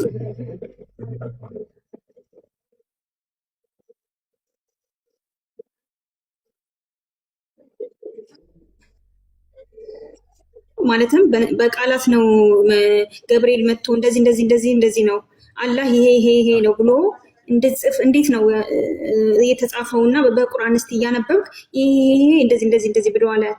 እንዴት ነው አሁን ወረደ ስትል ኦኬ ገብርኤል ነው ያናገራቸው። ገብርኤል ሲያናገር እንዲህ ብለህ አስተምር ይሄ ነው እያለ እየነገረው ቁሞ እየነገረው ነው።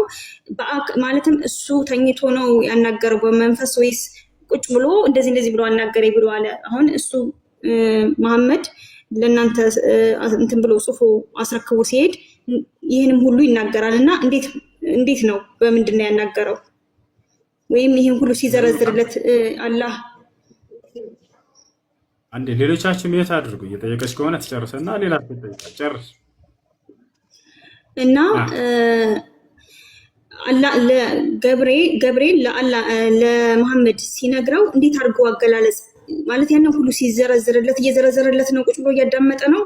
ተኝቶ ነው? በህልሙ ነው የተናገረው ወይስ እንዴት አለው? እስቲ እሱ ከመጽሐፋችሁ ካለ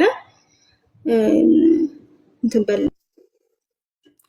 እሺ በመጀመሪያ መልአኩ ገብርኤል ወደ ነቢዩ ሙሐመድ ሰለላሁ ዐለይሂ ወሰለም ጋር የሚያመላልሰው መልአክ እርሱ ነው። ቃልን የሚያመላልሰው በአንድ ጊዜ አይደለም፣ መጥቶ ንግር አድርጓቸው የሄደው ነቢይ ከተደረጉበት ዘመን እስከ ነቢይነት አገልግሎታቸው መጨረሻ ድረስ ነው። ነቢይ የተደረጉት ነቢ ሰለላሁ ዐለይሂ ወሰለም በ40 ዓመታቸው ነው። ከዚህ ዓለም ደግሞ የሄዱት በ63 ዓመታቸው ነው። ስለዚህ የ23 ዓመት ጊዜ ነበራቸው የነቢይነት አገልግሎታቸው ጊዜ። ስለዚህ ቁርአንን አንድ አምጥቶላቸው ሳይሆን የሄደው ነቢይ ከተደረጉበት ጊዜ ከ40 ዓመታቸው ጀምሮ እስከ 63 ዓመታቸው ድረስ በየጊዜው ነው ቀስ በቀስ ያወርድላቸው። ገብታችኋል አይደል? ያ ነው እና መጀመሪያ ሲመጣ ጊዜ መልአኩ ገብርኤል ራሱን መጀመሪያ አስተዋወቃቸው። ሙሐመድ ሆይ እኔ ገብርኤል ነኝ፣ አንተ ደግሞ የአላህ መልእክተኛ ነህ አላቸው። ይህን ያበሰረባቸውን አንዴ ላሳያቸው። አንዴ ሚዩት አድርጉ ከይቅርታ ጋር ሚዩት አድርጉ። መልአኩ ገብርኤል መጀመሪያ መጥቶ ራሱን ሊያስተዋውቅ ይገባል አይደለ? እስኪ ያስተዋውቋቸዋል በደንብ አድርጎ። ከዚያም የእርሳቸውን ነብይነታቸውን አብሳሪው መልአክ ራሱ ሊያበስራቸው ይገባል አይደል? አዎ ሊያበስራቸው ይገባል፣ አብስሯቸዋል። ከዚህን ጀምርና ከዚያ ደግሞ ቁርአንን እርሱ ሲያመላልስላቸው እንደነበር ቃል በቃል እናያለን። ከዚያ ደግሞ ከፈለጋቸው የአይን ምስክር ቅድም እንዳሳየኋቸው ገብርኤልና ሚካኤል ሲመጡ የአይን ምስክሮች ያዩቸው ነበር ሰሃቦች። አሁን መጀመሪያ ራሱን ማን ብሎ ገለጠላቸው የሚለውን በማስረጃ እንመልከት። የመጀመሪያ የወረደው ምዕራፍ ሱራ ኢቅራ ወይም ሱረቱል አለቅ ይባላል። ያውና መጀመሪያ የወረደው ምዕራፍ እዚህ ላይ ነው። እንዴት ሲወርድ እንደነበር በዚያ ላይ ሐዲሱን እንመለከታለን። የት እናገኘዋለን? አልዓለቅ ይሄ ነው መጀመሪያ የወረደው። ታዲያ ይሄ መጀመሪያው ምዕራፍ ሲወርድ ጊዜ ወደ አማርኛ ቀይርላቸዋለሁ። እዚህ ጋር እናገኛለን ሐዲሱን። ያውና ሐደተኒ አሕመድ ብን ዑስማን አልበስሪ ብሎ ይጀምራል። እዚህ ቦታ ላይ ራሱን የገለጠበትን ቃል እንመልከት። መልአኩ ገብርኤል ምን አላቸው? እንመልከት። እሺ ከዚያ በኋላ ይህንን እንመልከተው። ያውና እዚህ ጋር ወደ አማርኛ ልቀይርላችሁ። ይህ መልአኩ ገብርኤል መጥቶ ለነቢዩ ሙሐመድ ሰለላሁ ዐለይሂ ወሰለም የተናገረው ነው። ከሐዲሱ በጣም ረጅም ነው። እዚህ ጋር ገብርኤል ያለውን እንመልከተው። ወደ አማርኛ እንቀይረው። ይሄን እዚህ ገብተን ወደ አማርኛ እንቀይረዋለን። እሺ አምሃሪክ እናድርገው። ምን አለ? እንዲህ አለ፣ ሙሐመድ ሆይ እኔ ገብርኤል ነኝ፣ አንተም የአላህ መልእክተኛ ነህ። መልአኩ ገብርኤል መጥቶ ራሱን አሳወቃቸው። ሙሐመድ ሆይ እኔ ገብርኤል ነኝ፣ አንተ ደግሞ የአላህ መልእክተኛ ነህ አላቸው። ይህ የመጀመሪያው መልአኩ ገብርኤል ነቢዩ ሙሐመድ ሰለላሁ ዐለይሂ ወሰለምን በተገለጠ ጊዜ ስለ ራሱ የገለጠበትና ስለ እርሳቸው ደግሞ የነቢይነት አገልግሎትን እንደተመረጡ ያበሰረባቸው የሆነ የብስራት ቃል ነው። ከዚህ ይጀምራል። እሺ ቀጣይ ደግሞ እርሱ ቁርአንን እንዳወረደላቸው መልአኩ ገብርኤል ማስረጃ አለው ወይ? አዎ ቁርአንን የሚያወርድላቸው መልአኩ ገብርኤል እንደሆነ ማስረጃ ላሳያችሁ። አንዴ ሱረቱል በቀራ 97 ላይ ያና ሁለተኛው ምዕራፍ ቁጥር 97 ላይ ገብርኤል እንደሆነ ሲያመላልስላቸው ነበረ እናያለን። 97 ያው ለጅብሪል ወይንም ለገብርኤል ጠላት የሆነ ሰው በቁጭት ይሙት በላቸው። እርሱ ቁርአኑን ከበፊቱ ለነበሩት መጽሐፍት አረጋጋጭ ለምዕመናን መሪና ብስራት ሲሆን በአላህ ፍቃድ በልብህ ላይ አውርዶታልና አለ። ማን? ገብርኤል በአላህ ፍቃድ ከአላህ ዘንድ ለነቢ ሰለላሁ ዐለይሂ ወሰለም በልባቸው ላይ አውርዶላቸዋል። ስለዚህ ማን ያወረደው? መልአኩ ገብርኤል ነው። ለነቢዩ ሙሐመድ ሰለላሁ ዐለይሂ ወሰለም ሲያወርድላቸው የነበረው መልአክ ያው ገብርኤል ተብሎ ራሱ ተገልጿል። ይህን ይመስላል።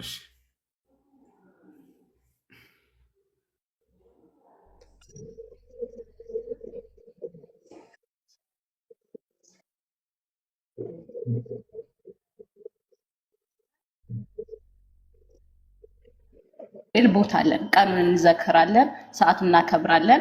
በቅዱስ ገብርኤል ቀን ብዙም ስራ እንሰራም። ኦኬ ይሄ ስራው ምናምን አይደለም። ግን አሁን መሐመድ ከአላህ ወይ ደግሞ ከፈጣሪ ለመሐመድ መልእክት ይዞ የመጣው ቅዱስ ገብርኤል ነው አላችሁ። በእስልምና ቅዱስ ገብርኤል ቦታው ምን ጋ ነው? ከመሐመድ እና ከቅዱስ ገብርኤል ማን ነው በእስልምና የሚበልጠው? ማን ነው ለፈጣሪስ ቅርብ የሆነው? በእስልምና መሐመድን በጣም ታከብሩታላችሁ፣ በጣም ከቅዱስ ገብርኤል በላይ። ቅዱስ ገብርኤል ደግሞ የፈጣሪ ቅርብ ነው። እንዲሁም ለመሐመድ መልእክት ይዞ የሚመላለሰው ቅዱስ ገብርኤል ነው። ግን ለቅዱስ ገብርኤል ቦታ በእስልምና ብዙም እንደ መሐመድ ቦታ የለውም። እዚህ ጋር አይጋጭም? ለዚህ መልስ ስጠኝ። ለመሆኑ ቅዱስ ገብርኤል በእስልምና ላይ ያለው ቦታ ምንድን ነው? አንደኛ መላእክቶች እጅግ በጣም ጻድቆች ናቸው። በእስልምና በፍጹም ኃጢአትን የሚያደርጉ አይደሉም። ኃጢአትን አድርጎ የሚወድቅ መልአክ የሚባል ሂሳብ የለም በእስልምና። ለመላእክቶች በጣም ልዩ ክብር አለን። አላህ በቁርአን ላይ ሲገልጻቸው ላ ያዕሱን አላህ ይላል። እኔን አላህን አያምፁም ብሏቸዋል። እኔን አላህን አያምፁኝም ብሏል። አመፅን አያደርጉም፣ ኃጢአትን አያደርጉም። ታዲያ ምንድናቸው ከተባለ ወየፍዐሉነ ማ ዩእመሩን የታዘዙትን ሁሉ ግን ያደርጋሉ አለ። ይህ ነው ስለ መልአክ የመጀመሪያ ልታምነው የሚገባው ነገር። እነርሱ ጽድቅን እንጂ ኃጢአትን አያደርጉም በፍጹም። ጽድቅን እንጂ ኃጢአትን አያደርጉም በፍጹም። ያ ነው ስራቸው። ምንድን ነው ከተባለ የሁላቸውም አንድ የሚያስማማቸው ስራ ምንድን ነው? ቀንም ሌትም አላህን መገዛት፣ አላህን ማወደስ ነው። ቃል አላህ በቁርአን ላይ ሱረቱል አንቢያ ሲናገር ምን አለ? ዩሰቢሑነ ለይለ ወነሃረ ላ የፍቱሩን አለ። ቀንም ሌትም እኔን አላህን ይገዛሉ፣ ተስቢሕ ያደርጋሉ፣ ያጠራሉ። ያ በፍጹም አይደክማቸውም፣ አያርፍም አለ። አንዴም የት አድርጎ እስክጨርስ ያ ነው። መልአክ የተሰራው ከብርሃን ነው። አንዱ የተሰራቸው ከይቅርታ ጋር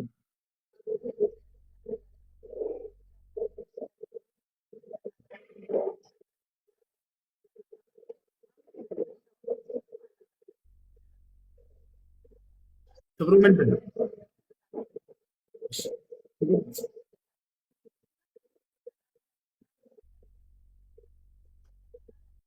አይደሉም ግን የፈጣሪ መልእክተኛ ናቸው ብለን እናምናለን። ፈጣሪ ስላዘዛቸው ግን ፈጣሪ ስላከበራቸው ግን እኛ ኦርቶዶክሶች መላእክቶችን እናከብራለን፣ ልክ ፈጣሪ ባዘዘን ልክ። እስልምና ላይ ሲመጣ ግን እነ ቅዱስ ሚካኤል እነ ቅዱስ ገብርኤል የፈጣሪ መልእክተኛ ናቸው ትላላችሁ እንጂ ክብር የላችሁም፣ የአክብሮት ስግደት የላችሁም። ይሄ ጋር አልተጋጨም ወይ ነው? እኔ ይሄ ግልጽ እንዲሆንልኝ ነው። ምክንያቱም እዚህ ጋር ለመሐመድ ነው እንጂ ለቅዱስ ሚካኤል ለቅዱስ ገብርኤል አምልኮት የላችሁም ለማለት። አምልኮ አይደለም ክብር የላችሁም። አምልኮት ሌላ ነገር ነው። ስለመልሳ አሁን እዚህ ቦታ ላይ እነርሱን ማክበር መገለጫው ለእነርሱ መስገድ ከሆነ በፍጹም የስህተት ነው። መልአኩ ገብርኤል መልአኩ ሚካኤል እንወዳቸዋለን፣ እናከብራቸዋለን። በልባችን ውስጥ ትልቅ ቦታ አላቸው። ገብቶሻል? ነገር ግን ስግደት በእስልምና ለአምላክ እንጂ በፍጹም ለመላእክቶች አንሰግድም። ለነቢዩ ሙሐመድ ሰለላሁ ዐለይሂ ወሰለም እንሰግዳለን ወይ? ላ በፍጹም። የክብር ስግደትም ቢሆን የክብር ስግደት ቢባል ለነቢ ሰለላሁ ዐለይሂ ወሰለም አናደርግም። ገብታችኋል አይደል? ለሑዘይፋ ብን ልየማን የተባለው ታላቁ ሶሓባ ወደ ነቢዩ ሰለላሁ ዐለይሂ ወሰለም ጋር መጣና ጠየቃቸው። ሑዘይፋ ልብ በለው እኛ ለነቢ ሰለላሁ ዐለይሂ ወሰለም እንደማንሰግድ እርሳቸውም እንደከለከሉ ይህን ነገር የክብር ስግደትም ቢሆን ማስረጃ ልሰጣችሁ ነው። ሑዘይፋ ብን ልየማን የተባለው አንዱ የነቢ ሰለላሁ ዐለይሂ ወሰለም ሶሓባ ወይንም ባልደረባ አማኝ ነው፣ ከእርሳቸው ተከታይ መካከል ነበር። ወደ የመን ላኩት። ሂድና የመን አስተምር አሉት። የመን የምትሄድበት ቦታ ግን አይሁዶችና ክርስቲያኖች ናቸው አሉት። በዘመናቸው የመን የአይሁዶችና የክርስቲያኖች መኖሪያ ነበረች። ያ ሙዓዝ አሉት ኢነከ ተእቲ ቀውመን ሚን አህሊል ኪታብ ፈልየኩን አወል ማ ተድዑሁም ኢለይህ አን የሽሀዱ አን ላ ኢላሃ ኢለላህ ወአኒ ረሱሉላህ ፈኢንሁም አጣዑከ ሊዛሊክ ፈአዕሊምሁም አነ አላህ ቀድ እፍተረደ ዐለይሂም ፊል የውሚ ወለይላ 5 ሰለዋት فإنهم أطاعوك لذلك فأعلمهم أن الله قد افترض عليهم الزكاة تؤخذ من أغنيائهم فترد إلى فقرائهم فإنهم أطاعوك لذلك فأعلمهم أن الله قد افترض عليهم الصوم ثم الحج. أنت حذيفة وعلت أو معاذ بن جبل كذلك هدنا ولا يمن أهون تستمر الله አሉት። የመን ላይ ስትሄድ ግን የምታገኛቸው አይሁዶችንና ክርስቲያኖችን ነው አሉት። በዚያም ላይ ስትል ጊዜ አደራ መጀመሪያ የምታስተምራቸው አምላክ አንድና ብቸኛ እንደሆነ አምላክ አላህን በብቸኝነት እንዲያመልኩ ለእርሱም ብቻ እንዲሰግዱና እንዲገዙ እኔም የአላህ መልእክተኛ ተደርጌ እንደተላኩኝ አስተምራቸው። ይህን ከታዘዙህና ከሰሙህ ወደ ቀጣዩ ትሄዳለህ። ሶላት ለእርሱ ብቻ በቀን 5 ጊዜ ሊሰገድ እንደሚገባ ያን ከታዘዙህም ቀጣይ ከገንዘባቸው ዘካ ወይንም ምጽዋት ለድሃዎች እንዲሰጡ ዘዛቸው። ያን ከታዘዙ በዓመት 1 ወር ረመዳንን እንዲጾሙ አስተምራቸው። ያን ከታዘዙ ወደ መካ በመምጣት ሐጅን እንዲያደርጉ አስተምራቸው። ሄደ የሰሓባ የመን ላይ እንዳሉት ነብዩ ሰለላሁ ዐለይሂ ወሰለም አይሁዶችና ክርስቲያኖችን አገኛቸው። ከሄደ በኋላ እነዚያን አስተማረና የሚያስተምርበት ጊዜ ከአይሁዶችና ከክርስቲያኖች የተመለከተው ነገር ነበር። በተለይ ከክርስቲያኖች ምን ተመለከተ ከተባለ ለአባቶቻቸው እንዲሁም ደግሞ ለመላእክት ለምናምን እየተባለ ለቅዱሳን እየተባለ ለእነርሱ የአክብሮት ስግደት ያጎነብሱላቸውና ይመለከት ነበር። ልክ ሲያገኟቸው ጊዜ ያጎነብሳሉ። ይሄን አየና ሑዘይፋ ጠየቀ እነዚህን ሰዎች ለምንድን ነው የምታጎነብሱላቸው የምትሰግዱላቸው ብሎ ሲጠይቅ ጊዜ እነዚህማ አባቶቻችን ናቸው፣ ጻድቆች ናቸው፣ ቅዱሳን ናቸው ብለን እናምናለን። ስለዚህ ለእነርሱ የክብር ስግደትን እንሰግድላቸዋለን እናጎነብስላቸዋለን ብሎ ተናገሩት። ለእንዳሄ ሰሃባ ስለዚህ እኔ በልቤ ከማንም በላይ የምወዳቸውና የማከብራቸው ነብይ አሉኝ፣ ስመለስ ለእርሳቸው እኔም አደርጋለሁኝ ብሎ አሰበ። ልክ ወደ መዲና ተመለሰና ገና እንዳገኛቸው ሊያጎነብስ ዝቅ ሊል ፈለገ ወደ እርሳቸው። ወዲያው ነቢያችን ሰለላሁ ዐለይሂ ወሰለም ራሱን ያዝ አደረጉት። ማዛ ተፍዐሉ ያ ሑዘይፋ አሉት። ሑዘይፋ ምን እየሰራህ ነው አሉት። ከዚያ ነገራቸው። እርስዎ በላኩኝ ጊዜ በየመን ላይ እንዲህ አይቼ ነበር፣ እኔም አክብሬ ለእርሳቸው ልሰግድ ፈልጌ ነው ሲላቸው ጊዜ ኢነሁ ላ ዩርከዑ ኢላ ሊላህ አሉት፣ አስተማሩት። እነሆ ከአላህ በስተቀር ለሌላ ለማንም አይጎነበስም አይሰገድም ማለት። ከዚያ በኋላ ምን አሉ? እነዚያ ሰዎች ክርስቲያኖች የመን ላይ ያገኛቸው ለምን እንደሚሰግዱ ለአባቶቻቸው ለቅዱሳኖቻቸው ምክንያቱን ነገሩት። አማ ሃኡላሉ እነዚያ ሰዎችም አሉ ፈቀድ ሐረፉ ኩቱበሁም ወቀተሉ አንቢያአሁም አሉ ወከዘቡ ዐላ አንቢያኢሂም። እነዚያማ መጽሐፋቸውን ስለበረዙና ነቢያቶቻቸውንም ስላስተባበሉ ነው ይህን መንገድ የያዙት እንጂ በፍጹም ነቢያትና በነቢያት ትምህርት ላይ ለፍጥረታት እንዲሰግዱ ማናቸውም ያስተማራቸው የለም አሉ።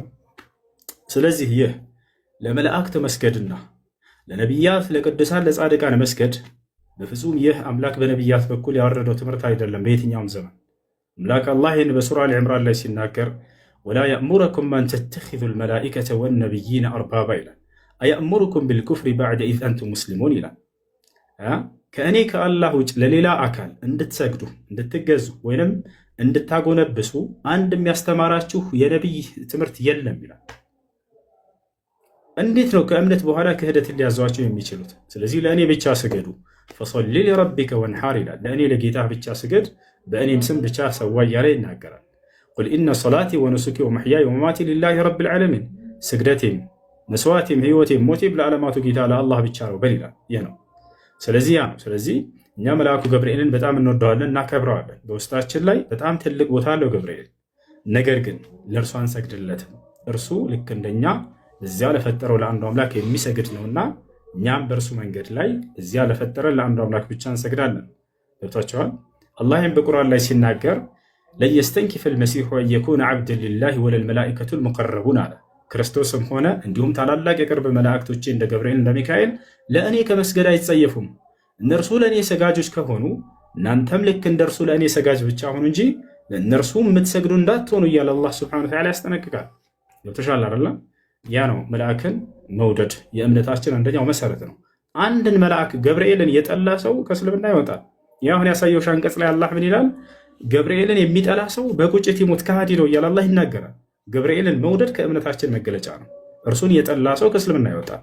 ሌላ ሳይሽ ቁርአን ላይ አላህ ለገብርኤል ቦታ እንዴት እንደት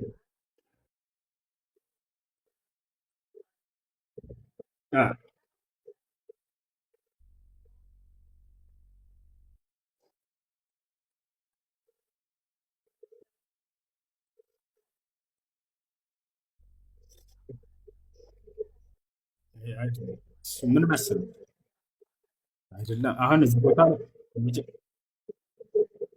ምን መሰለሽ እንዴት መሰለሽ ልዩነቱ ምን ላይ መሰለሽ ልዩነቱ ምን ላይ መሰለሽ መላእክቶችን እንወዳለን እንከብራለን፣ ግን እኛ ስግደት ለአምላክ ብቻ እንጂ አምልኮ ለአምላክ ብቻ እንጂ በፍጹም ለፍጥረታት የሚገባ ነገር አይደለም። አሁን ገብርኤልን አንደኛ ትስሉታላችሁ በቅርጽ ሚካኤልን ትስሉታላችሁ፣ ነገር ግን እኛ ጋር እንደዛ ብሎ ሂሳብ የለም። መልአክን አንድስ እንኳ ያየ የለም ከነቢያት በስተቀር። እንዲሁም ደግሞ ነቢያቶች ጋር አብረው የነበሩ አካሎች ሰሓቦች አንዳንዴ ለምስክር የሆኑ ዘንድ ይገልጥላቸዋል። እነዚያ ግን በስዕል ቀርጸው የሚስሉ አይደሉም። ገብቷቸዋል። ያ ነው መልአክ ገብርኤልና ሚካኤል።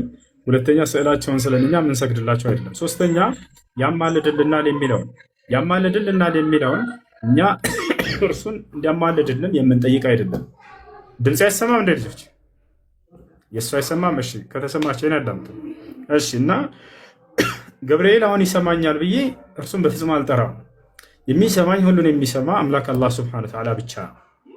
ገብቶሻል አይደል? ስለዚህ በቀጥታ አምላክን ነው መለመን ያለብን እንጂ መጠየቅ ያለብን። እንዳማልደ ብዬ ራሱ የማይሰማኝን አካል መጣራት ስህተት ነው።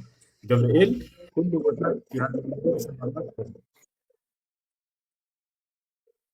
ለመሐመድ ለፍጥረታት እንደዚህ ብሎ እንዲህ ማለት ለአላህ እንደዚህ ብሎ እንትን እንዳለ እንደ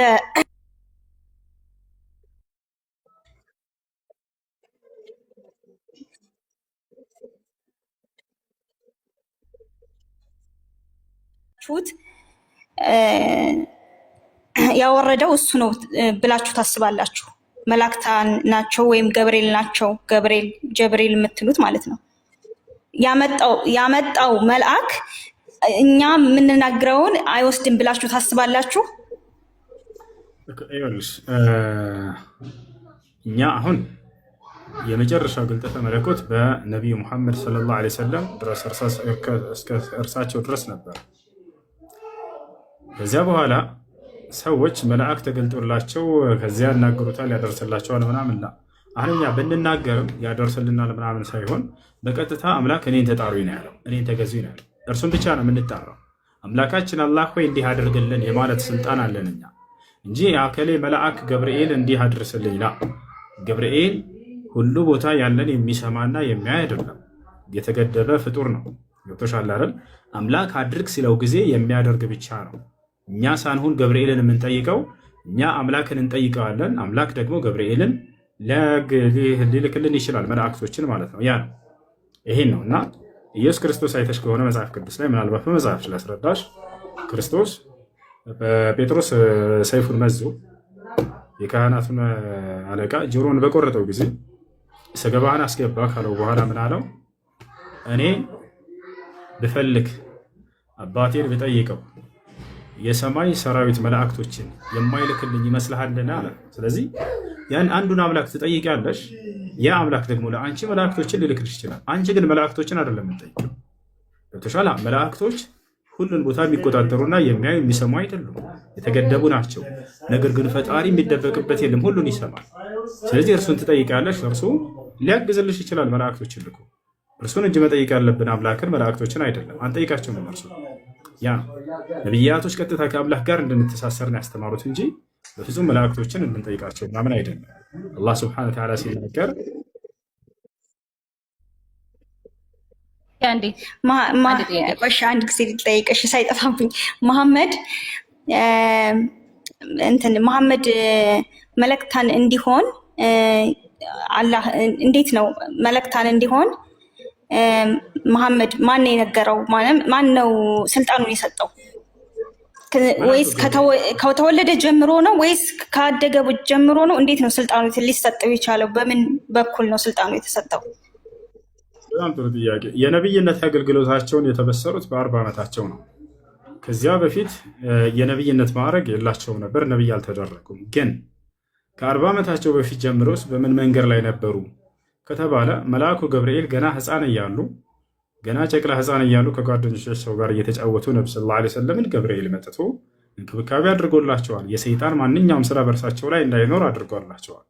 ከአላህ ዘንድ ተልኮ ማስረጃ ሳያቸዋለሁ ከፈለጋችሁ። ገና ህፃን እያሉ ነቢያችን ሰለላሁ ዐለይሂ ወሰለምን ገብርኤል መጥቶ ይህንን ልባቸውን ቀደደና ከውስጥ ቀልባቸውን አወጣ።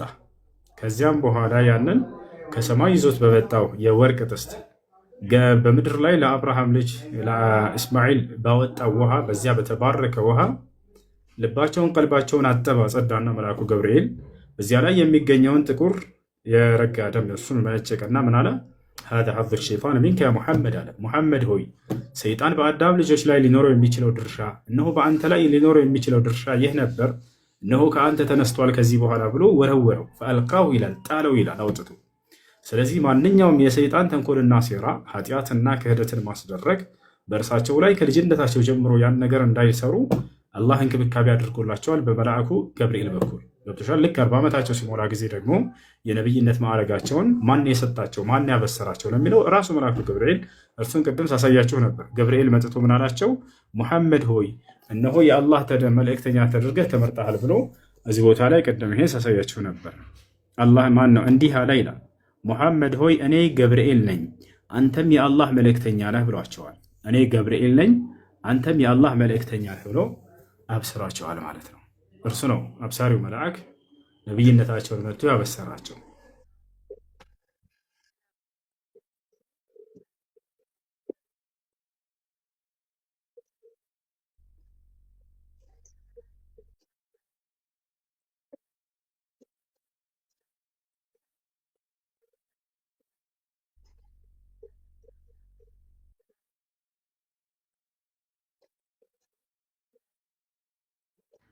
ነብዩ መሐመድ በእስልምና ላይ ምንድነው ድርሻቸው? ምንድነው የሚያደርጉት? እናንተ ነብዩ መሐመድን እያመለኳቸው ታመልኩታላችሁ? ይቅርታ ምን ልል ነው ያኔ ላከብር ፈልጌ ነበር፣ ግን ታመልካላችሁ?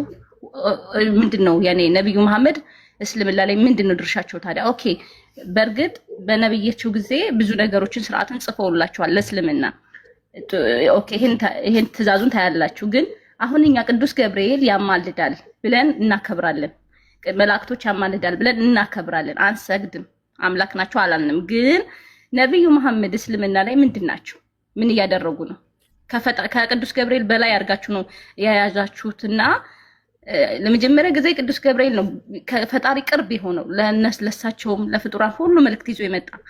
ግን እሳቸው በእናንተ በእስልምና ላይ በቁርአን ላይ የነብዩ መሐመድ እንትን ክብራቸው ምንድን ነው ማለት ክብራቸው ይሁን ያኔ ምንድን ነው ስራቸው ለማለት ነው። ይቅርታ ያም ሶሪ። እሺ ነብዩ መሐመድ ሰለላሁ ዐለይሂ ወሰለም በእኛና በአላህ መካከል ሆነው እውነተኛውን መንገድ ያስተማሩ የሆኑ ነብይ ናቸው። አሁን ላይ በእኛና በአላህ መካከል የሚያደርጉን ነገር አለ ወይ ከተባለ ላ። አሁን ላይ ቀጥታ እኛ አምላካችን አላህ ሱብሓነሁ ወተዓላ ነው የምንጠራው። በዘመናቸው በነበሩ ጊዜ ግን ሰዎች ሲቸገሩ መጥተው ሲታመሙ መጥተው ወደ እርሳቸው ችግራቸውን ያቀርቡላቸው ነበር፣ መፍትሄንም ያገኙ ነበር። ያ ማለት ይጸልዩላቸዋል። ነብዩ ሰለላሁ ዐለይሂ ወሰለም ችግር ካለባቸው ያንን ችግራቸው ይፈታላቸው ነበር። ህመም ካለባቸው ህመማቸውን ይፈወሱ ነበር። ያ ነቢያችን ሰለላሁ ዐለይሂ ወሰለም በህይወት እያሉ አይናቸውን የታመሙ ሰዎች ይመጣሉ። መፈወስ እንፈልጋለን፣ አይናችንን ማየት እንዲበራልን እንፈልጋለን ይላሉ። ወዲያው ነብዩ ሰለላሁ ዐለይሂ ወሰለም ያንን እንዲፈወሱ ያደርጉላቸው ነበር። ቦታቸዋል። በርካታ ማየት የተሳናቸውን ሰዎች ነብዩ ሰለላሁ ዐለይሂ ወሰለም አይናቸውን ፈውሰውላቸዋል። አሁን ላይ ግን ነቢያችን ሰለላሁ ዐለይሂ ወሰለምን ሄደን መጠየቅ እንችላለን ወይ? አንችልም። ሳንሄድም በዚሁ ባለንበት እርሳቸውን መጠየቅ እንችላለን። ከአላህ ጋር እንዳው የሚያደርጉልን ነገር አለ ወይ? የለም። ነገር ግን ምን ብሎ አስተምረውናል? በቀጥታ አምላካችሁን አላህን ታናግሩት፣ እርሱ ይሰማችኋል። ብለው አናግረውናል። አሁን እኛ ግንኙነታችን ትስስራችን በቀጥታ ከአምላክ ጋር እንጂ ማንም ነቢይና መልአክን አናናገርም። ገብቷችኋል አይደል? በቀጥታ አምላክን ነው የምናናገረው። አምላክ አላህን በቁርአን ላይ ሲናገር ምን ይላል? ወኢዛ ሰአለከ ዒባዲ ዐኒ ፈኢኒ ቀሪብ ይላል። ሙሐመድ ሆይ ባሪያዬ ስለ እኔ ከጠየቀህ እኔ ለእርሱ ቅርብ መሆኔን ንገረው ይላል። አይሻርል ኡጂቡ ዳዕወተ ዳዒ ኢዛ ደዓን አለ። የተጣሪን ጥሪ እሰማለሁ፣ እቀበላቸዋለሁ፣ አደርግላቸዋለሁ በሚጠሩኝ ጊዜ አለ። ስለዚህ በእኛና በአምላካችን መካከል ማንም አይነት መልአክም ሆነ ሰውም አያስፈልግም። በቀጥታ እርሱን እንጠይቀዋለን። ሻል ያ እና ስለዚህ የነቢያችን ሰለላሁ ዐለይሂ ወሰለም አገልግሎታቸው በህይወታቸው እያሉ ከአምላክ ቃልን እየተቀበሉ ለእኛ ማድረስና ማስተማር ያ ነበር። እንዲሁም በዘመናቸው በህይወት እስካሉ ድረስ የታመሙ ሰዎችና የተቸገሩ ሰዎች መጥተው ችግራቸው ሲያቀርቡላቸው መፍትሄን ያገኙ ነበር። እንዳልኳችሁ ማየት የተሳኑ ሰዎች መጥተው አይናችንን እንዲበራልን እንፈልጋለን ሲሉ ወዲያው አይናቸው እንዲበራላቸው ያደርጉላቸው ነበር። ይህ አምላክ አላህ በሰጣቸው ተአምር ማለት ነው። ልክ እንዲሁ የተቸገሩ ሰዎች ችግራቸው ይፈታ ነበር ወደ ነብዩ ሰለላሁ ዐለይሂ ወሰለም ዘንድ በመምጣት። ለምሳሌ አንድ ለናሙናነት ያክል ልጥቀስላችሁ። በነቢያችን ሰለላሁ ዐለይሂ ወሰለም ጊዜ ኃይለኛ ድርቅ ዝናብ እጦት ይገባል፣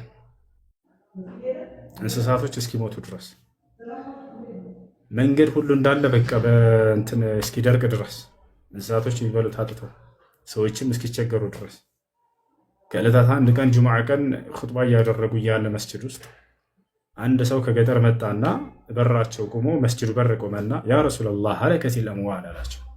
ወንቀጠዐት ስቡል ወድዑላህ አን ዩጊሰና አላቸው።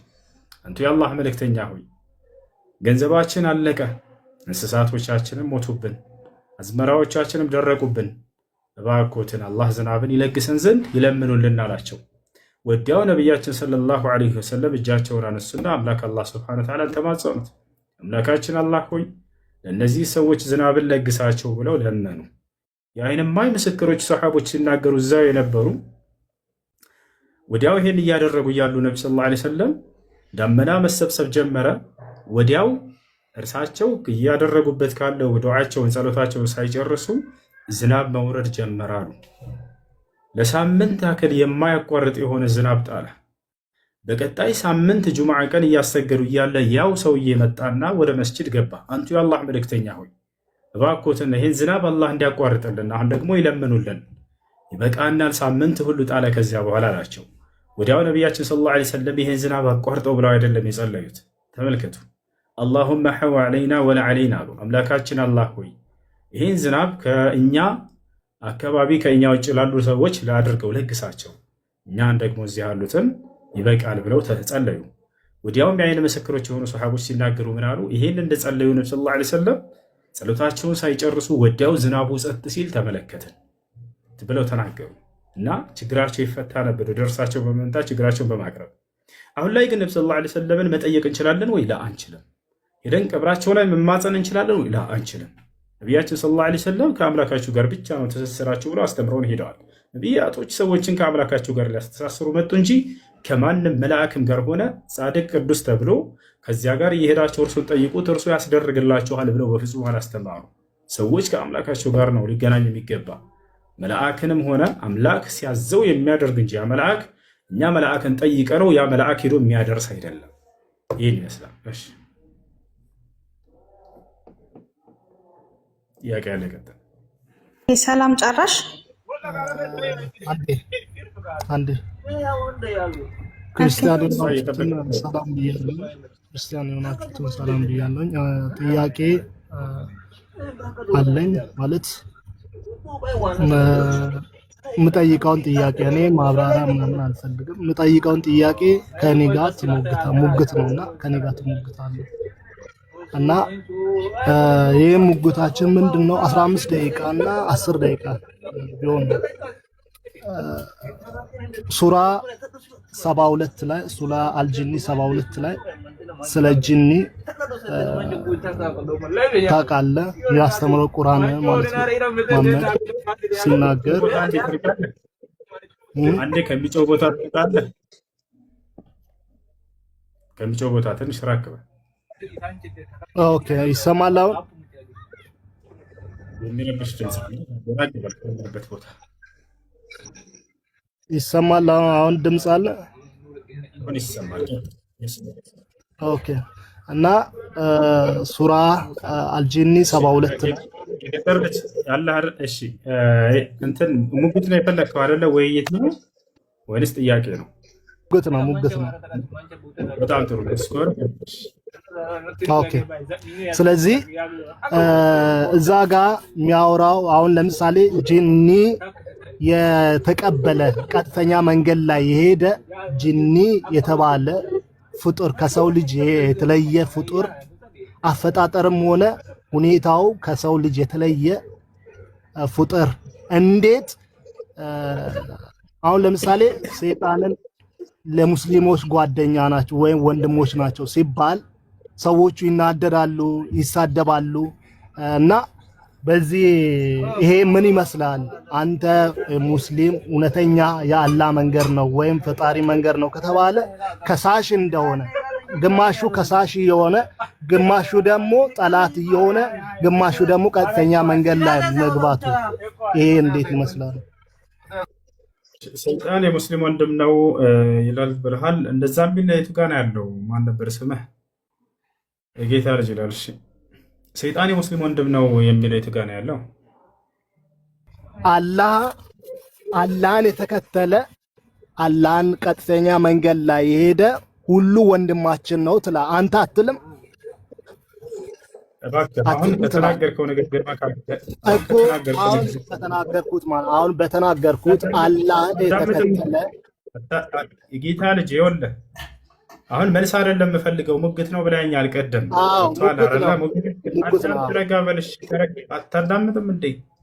እያዳመጥኩ ሰይጣን ወንድማቸው ነው ብለሃል። የቱ ጋር ነው እንደሱ የሚል ያለው? በቁርአንና በሐዲስ ላይ ያሳያል። ያመነ የአላህንና ቀጥተኛ መንገድ የሄደ ወንድማችን ነው አይልም? አትልም? አንተ ትላለህ አትልም? ኦኬ ምንድነው ወንድማችሁ አይደለም ማለት ነው። ለእናንተ ወንድማችሁ ምናችሁም አይደለም ማለት ነው። የአላህን መንገድ የሚከተል ሰው ምናችሁም ወይም በመንፈሳዊነት ምናችሁም አይደለም ማለት ነው። ጌታ ልጅ ሰይጣን ወንድማችሁ ነው ያልክበት የቱ ጋ ነው? 50 ጊዜ ጠየቅኩ። አላህን የተከተለ ያመነ ከሆነ ወንድም ሊሆን ይችላል። የቱ ጋ ነው እንደሱ የሚለው? አሳየና፣ ትልቁ ላይ ላድርገህ፣ ክፍተህ አሳየንሽ። ያላ ስልኬ ላይ ነው ያለ፣ አንተ መክፈት ትችላለህ። ሱራ አልጂኒ 72 ላይ ያለውን መክፈት ትችላለህ። ወንድማችን ነው ሳይሆን አላህና ቀጥተኛ መንገድ ላይ ገባን የአላህን ቃልን ሰማን ብሎ የሚናገረውን መክፈትና ማየት ትችላለህ። ስለዚህ አላህን የሚሰማና ቃሉን የሚሰማ ወንድም ነው ብለህ አንተም ሆነ ሌላ ሙስሊም ሌላ ኡስታዝ ይሰብካል እና ያስተምራል። አይሽ እንዴ ትልቁ ላይ ልጆች አዳምጥ እንጂ በሰማነህ እኮ የጌታ ልጅ ወንድ ልጅ ነህ አይደለ? ሰከንድ ተናገርክ፣ ሰማነህ፣ 50 ጊዜ ደጋገምከው። ማስረጃው ጠብያለሁኝ። አሁን ሰይጣን ወንድማችሁ እንደሆነ ታምናላችሁ ብለሃል። የቱ ጋ ነው ያለው ሰይጣን ወንድማችን ነው የሚለው? ምዕራፍና ቁጥሩን ንገረንና እኔ አሁን አውጥቼ ላሳየህ። እሺ አላህን የተቀበለ እኔ ለምሳሌ ፕሮቴስታንት ከአንድ ሰው ጌታዬን ኢየሱስ ክርስቶስን ያመነ ሰው በመንፈስ ቅዱስ በአንድ መንፈስ አንድ ናችሁ ይላል የእግዚአብሔር ቃል ማለት ነው። ስለዚህ ምዕመናን አላህን የተቀበልና ቀጥተኛ መንገድ ላይ ሄደ ለአንተ ወንድም አይደለም? ሰይጣን ያምን ሲጀመር ከሃዲ ነው ሰይጣን። ይኸውልህ ጌታ ልጅ ሰይጣን ከሃዲ ነው። ሰይጣን አላህን የተቀበለ ሰይጣን የለም ቀጥተኛ መንገድ ላይ ገባ። ካለስ ማለት ነው ጂኒ ማለት ነው። ካለስ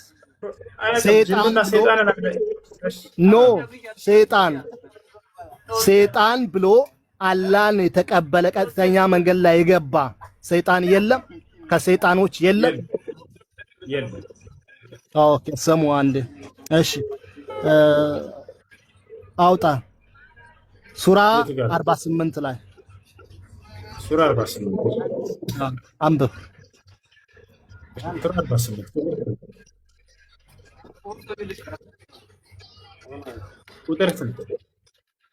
ቁጥር አንብበው እሱ ጋር ማለትም ቁጥር 8 ከ8 እና 9ን አንብበው። ሱራ 48 ያው ሱራ 48 ቁጥር 8 ላይ ያውና እሺ ምን ይላል?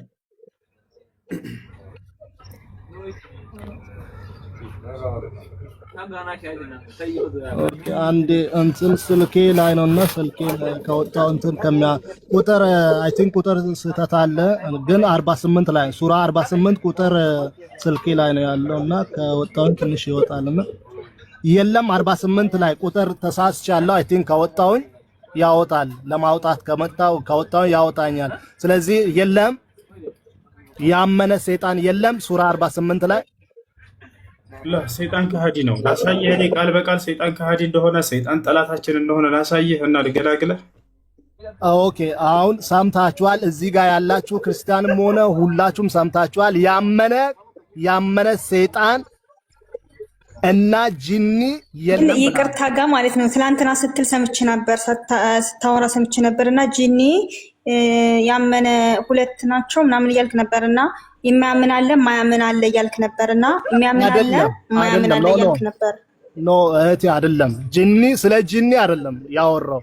ጂኒ የሚባለውና ሰይጣን የሚባለው አፈጣጠራቸው አንድ ሆኖ እና አፈጣጠራቸው አንድ አይነት ሆኖ ነገር ግን አላህን ያልተቀበለና አላህን የተቀበለ ተብሎ ልዩነት አላቸው። ጂኒ ውስጥም ብቻም ሳይሆን ሰይጣን ላይ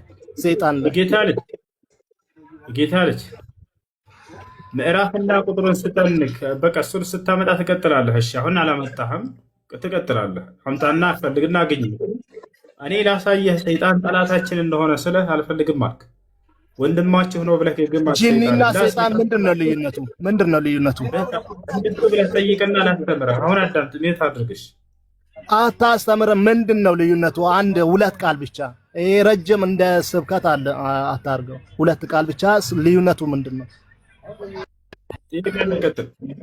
ጥያቄ ልቀጥል። ሜት አድርግና ማስረጃውን ለተናገርከው ብቻ አምጣ። አይ ጥያቄ ያለው ክርስቲያን አለ? አታስተምርም። እሺ ምን ነበር ቤቲ? ኦኬ እኔ ጥያቄ መሐመድ ማለት ነው እንደኛ ሰው ነበር። ገብርኤል መጥቶ ከጠመቀው በኋላ ንጹህ ካረገው በኋላ ከኛ ማለት ከሰዎች የሚለይበት ንጹህ ካደረገው በኋላ ነው ነገሮቹን እንትን ያለው ነው ያልከን አይደል? በአካል ነው ያጠመቀው። እንዴት ነው? በውሃ አጠበው ነው ጠመቀው ይሆን ምናምን ብለሃል ቅድም ስታወራ ከልጅነቱ ብለሃል። ያው ህፃን እያሉ ነብዩ ሰለላሁ ዐለይሂ ወሰለም መልአኩ ገብርኤል መጣና ልባቸው አጠመቃቸው ምናምን ሳይሆን ልባቸውን እንደዚህ ቀዶ ቀልባቸውን ከልባቸው ውስጥ አውጥቶ ከዘምዘም በሆነ ውሃ ለአጋር ወይንም ለእስማኤል መልአኩ ገብርኤል ባወጣበና ሙሐመድ ሆይ ይህ ሰይጣን በአንተ ላይ ሊኖረው የሚችለው ድርሻ ነበር ብሎ ያንን አውጥቶ ጣለው። ስለዚህ ከልጅነታቸው ጀምሮ ማንኛውም ሰይጣናዊ ስራዎች ክህደትና ኃጢአትን እንዳያደርጉ አምላክ አላህ ስብሐነሁ ወተዓላ በመልአኩ ገብርኤል በኩል እንክብካቤ አድርጎላቸዋል። እሱን ሰርቶ ናይ ኦኬ። በሰዎች መካከል ይሄን ያህል እንትን ካለ ለምን የእሱን ብቻ እንደዛ አድርጎ እኛን ሰዎች በሙሉ እንዴት ከኃጢአት እንድንነጻ አያደርግም? ማለትም እሱን ከኃጢአት አንጽቶ ለብቻው ለኃጢአት አንጽቶ በሱ መካከል እንዲወርድ አደረገው እንትንም ማለት ነው ቁርአንን። እና ይሄን ያህል እንትን ካለው ለምን ከኃጢአት እንደዛ ልቡን አውጥቶ አጥቦ ከዛ እሱ ንጹህ ከሆነ በኋላ ከኛ መካከል እሱ ንጹህ አድርጎ በሱ ላይ እንዲወርድ አደረገ ቁርአን። እሺ በመጀመሪያ ነብይ ስለሆነ ነው እርሳቸው። ነብይ ማለት አምላክ ለትውልድ አርአያ አድርጎ የመረጠው ነው። ይሄን ተከተሉት ጽድቁን መንገድ ታገኙ ዘንድ ብሎ አምላክ በምድር ላይ የመረጠውና የላከው ነው። ስለዚህ ያ አምላክ የሚመርጠው አካል ደግሞ ከኃጢአትና ከስህተት ሁሉ ከጉድለት ንጹህ ሆኖ መገኘት አለበት። አምላክ ተከተሉ ሲለን ጊዜ ወደ ጽድቅ የሚመሩን እንጂ ወደ ጥፋት የሚመሩን መሆን የለበትምና። ስለዚህ ለዚህ ነው እርሳቸው ብቻ ሳይሆኑ የቀደሙትንም ነቢያቶች አምላክ አላህ ስብሐነሁ ወተዓላ ከእንዲህ አይነት ከክህደትና ከኃጢአት ይጠብቃቸዋል ለትውልድ አርአያ አድርጎ እስከመረጣቸው ድረስ። ነገር ግን ኃጢአተኛ ቢሆን ኑሮ እንደማንኛውም ሰው አምላክ እነርሱም ተከተሉ ማለቱ የዛኔ ስህተት ይሆን ነበር። አምላክ ተከተሉ የሚለን በጽድቅ የተመረጡ መሆን አለባቸው። ገብቶሻል? ከዚህ አንጻር ነው።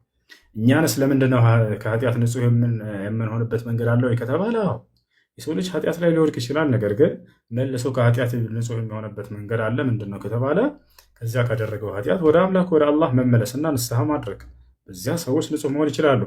አሁን ከኃጢአት ንጹህ መሆን እችላለሁ ወይ ብትይ አንቺ ትችያለሽ። ወደ አምላክሽ ወደ አላህ ብትመለሽ እና እርሱን ያለፈውን ኃጢአትሽን ሁሉ ምሕረት ብትማጸኙ ወዲያው ከኃጢአትሽ ንጹህ ሊያደርግሽ ቃል ገብቷል። ማንኛውንም ሰው እዚህ ላይ ያለ ገስት ላይ ያለ 5300 ሰው አሁን በቅጽበት ከኃጢአቱ ንጹህ መሆን ይችላል ወይ? እሱ ከዛ በህፃንነቱ ነው እንደዛ እንትን ያደረገለት። በዛ መካከል ኃጢአት ቢሰራ ሰው ነው እዛ በኃጢአት ቢሰራ አይችልም አይደል? እንዴት ነው ኃጢአት አይሰራም?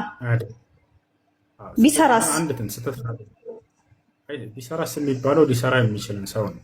ጥያቄው ስህተት ነው። የማይሰሩ ሰው ናቸው እርሳቸው ሆነው የቀደሙት ነቢያቶች ኃጢአትን የሚያደርጉ አይደሉም። አላህ በቁርአን ላይ ስለ እርሳቸው አለመሳሳት ሲነግረን ማ ضل صاحبكم وما غوى ይላል። ሱረቱ ነጅም ቁጥር 3 ላይ ነቢዩ ሙሐመድ መልእክተኛ ሙሐመድ አልተሳሳተም፣ ልክ እንዲሁም ደግሞ አልጠመመምም እያለ ይናገራቸዋል። ስህተትን አላደረጉም እርሳቸው። አይ ሌላ ጥያቄ አለሽ?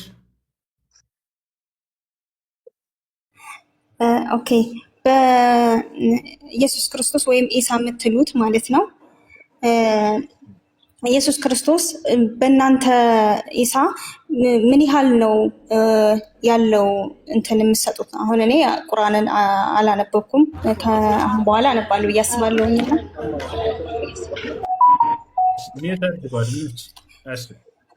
እና ምንድን ሰርቶ ሂዷል ብላችሁ ነው የምታስቡት? ንጹህ እንደሆነ ትመሰክራላችሁ፣ ከድንግል ማርያም እንደተወለደ ንጽህ እያላችሁ ትመሰክራላችሁ። ምን አድርጎ ለእኛ አስተምሮን ሄደ ብላችሁ ታስባላችሁ?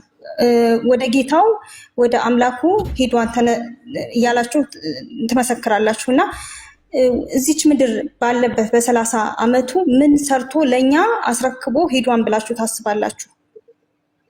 መልካም። ኢየሱስ ክርስቶስ ወይንም ዒሳ ምን አድርጓል? ምን ሰርቶ ነው የሄደው ከዚህ ከምድር ከተባለ የአምላኩን ክብር ገልጦ ነው የሄደው። አምላኩን አላህ ስብሐነሁ ወተዓላ ለትውልድ አስተምሮ ሄዷል። ወኢነ አላህ ረቢ ወረብኩም ፈዕቡዱሁ ሃዛ ሲራጡ ሙስተቂም እያለ ያስተምር ነበር። የእኔም ጌታ የእናንተም ጌታ እርሱ ያ አንዱ አምላክ አላህ ነው፣ እርሱንም በብቸኝነት ተገዙት፣ ይህ ነው ቀጥተኛው መንገድ አለ። ነቢያት እዚህ ዓለም ላይ ካደረጉት ትልቁ ድርጊታቸው ምንድን ነው? የአምላካቸውን ክብር ለሰዎች ገልጠው መሄዳቸው ነው። ገብቷቸዋል? ያ ነው። ሌላኛው ክርስቶስ ምን አድርጓል በምድር ላይ ከተባለ በነቢይነት ዘመኑ የነቢይነት ማረጋገጫ የሆኑ ዘንድ በርካታ ተአምራቶችን ሰርቶ ይሄዳል። አንደኛ ሙታንን ማስነሳት። ሙታን ያስነሳ ነበር በአምላኩ በአላህ ፈቃድ። ወኡሕይል መውታ ቢኢዝኒላህ አለ ክርስቶስ በቁርአን ላይ። እኔ ሙታንንም በአምላክ በአላህ ፍቃድ አስነሳቸዋለሁ እያለ ይናገራል።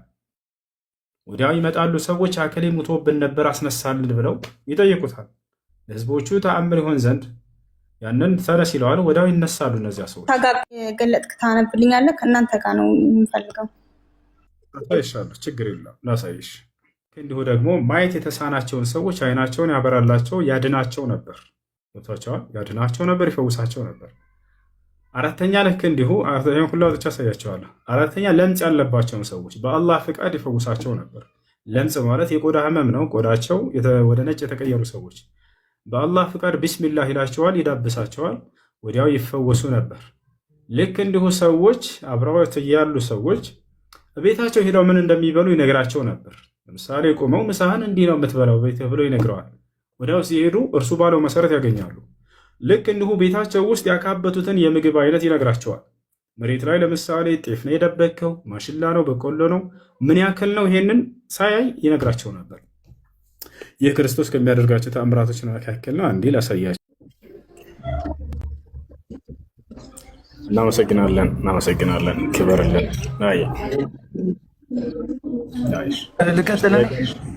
ቀጥልሽ። እሺ ሰላም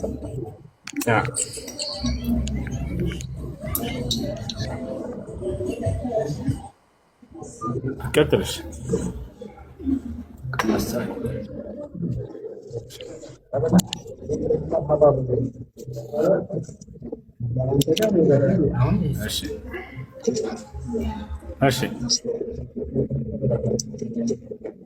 እሺ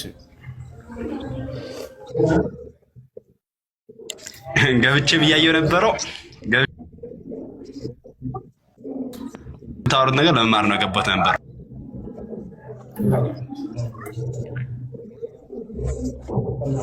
ትክክለኛ ማለት ነው። ግን አንተ የሆነ የተጠቀምከው ቃላት ነበር ማለት ነው። ስለሱ ልጠይቅ ይቻላል። እሺ እንትን ስለ ዳይሬክሽን ምናምን ማለት ነው አውርተህ ነበር። እሺ እና እንዴት ነው ግን ፈጣሪን እንደ ፍጡር ስፔስ የሚይዘው? ፈጣሪን ስታወራ እንደዛ አውርተህ ነበር። ፈጣሪን እንደ ፍጡር ስፔስን ከያዘ እንዴት ፈጣሪ ሊሆን ይችላል? ማይወሰነው ከወሰን ነው ሰውን የሚወሰነው ፍጥረትን የሚወሰነው ወስኖ ፈጠረው እኛ ከወሰን ነው እንዴት ነው? እቺ ነገር አልገባችኝም። እሺ የትኛው ቃል ለምሳሌ እንደዛ መስሎ የታየህ ምን ብዬ የተናገርኩት ቃል ነው? እንትን ላይ ስትወርድ የሆነ ሰዓት መጨረሻ ጥያቄ ላይ ማለት ነው ስትጠያየቁ እንትን ላይ እጅ አለው እግር አለው በሚለው ሄዳችሁ ማለት ነው መጨረሻ ይወርዳልም ብላ እጅ አለው እግር አለው ካልክ ዳይሬክት ያን ነገር የሚታይ ነገር ከሆነ ቀይ እናንተ ከሆነ ዳይሬክሽን አለው በመጀመሪያ ማለት ነው። ዳይሬክሽን ያለው ነገር ደግሞ ቁስ ነው። አንድ የሚታይ ነገር ወይ ደግሞ የሚወሰን ነገር ነው ዳይሬክሽን የሚኖረው። የሚወሰን ነገር የማይወሰን ነገር ዳይሬክሽን አይኖረውም። እና እሱ ማለት ነው ለፈጣሪ እጅ ያለው ስንል ጊዜ ፈጣሪ ይወርዳል ስንል ጊዜ ሶስት ነገራቶችን ማወቅ አለብን። አንደኛ ከፍጥረታት ጋር የማይመሳሰል መሆኑን ማወቅ አለብን። እኔ እጅ ያለን ሲባል ለምሳሌ ልክ እንደ አላህ ስብሐነሁ ወተዓላ እጅ አይደለም። ልክ እንደኔ አይነት እጅ ነው ካለ ሰውየው ይሄ ከእስልምና ሁሉ ይወጣል። ገብቶሃል? ከእስልምና ሁሉ ይወጣል። ምክንያቱም እኔን ማንንም የሚመስለኝ የለምና ብሏል። ለይሰ ከሚስሊሂ ሸይኡን ወሁወ ሰሚዑል በሲር። እኔን የሚመስለኝ አንዳች እንኳ የለም፣ እኔ እሰማለሁኝ አያለሁ እያለ ይናገራል። ገብቶሃል? ምንድነው ታዲያ ከተባለ እርሱ አላህ ረቂቅ የሆነ መለኮታዊ ባህሪያቶችና መገለጫዎች አሉት። ከፍጥረታት ጋር በፍጹም አይመሳሰሉም። ገብቶሃል አይደል? ረቂቅ የሆነ የማይመረመር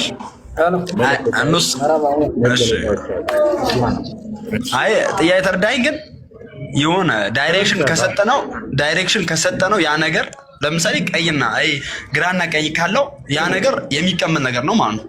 ለምሳሌ እኔ ሳይ ማለት ነው አሁን ቪዲዮ ላይ ሳይ በእኔ በኩል በግራ በኩል ቀኝ አለ ስለማየ ቀኝና ግራ አለ። አሁን አንተ ስለማየ ማለት ነው ያ ነገርም ቀይና ግራ ካለ የሚወሰን ነገር ነው ማለት ነው።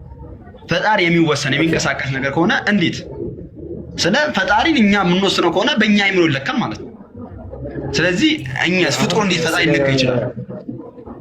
ፍጡሩን ፈጣሪ እንዴት ሊለካ ይችላል?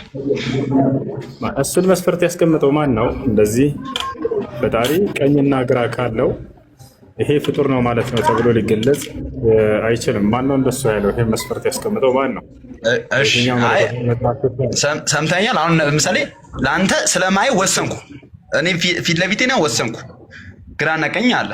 አሁን ዲቴል እንትን እምነቱን ለመንካት ሳይሆን እኔ አሁን እያወራሁት ያለሁት ስላልገባኝ ነው። አሁን ስለማይ አንተን ወስናለሁ፣ ወይ ደግሞ መንገድ ላይ ባገኘ የምር ትትና ስለተበጨኝ የትም ባገኝ ሰላም ሳለ አላልፍ እና ሰላም ብለህ ራሱ አንተ እያየው ቀኝና ግራህ አያዋለሁ።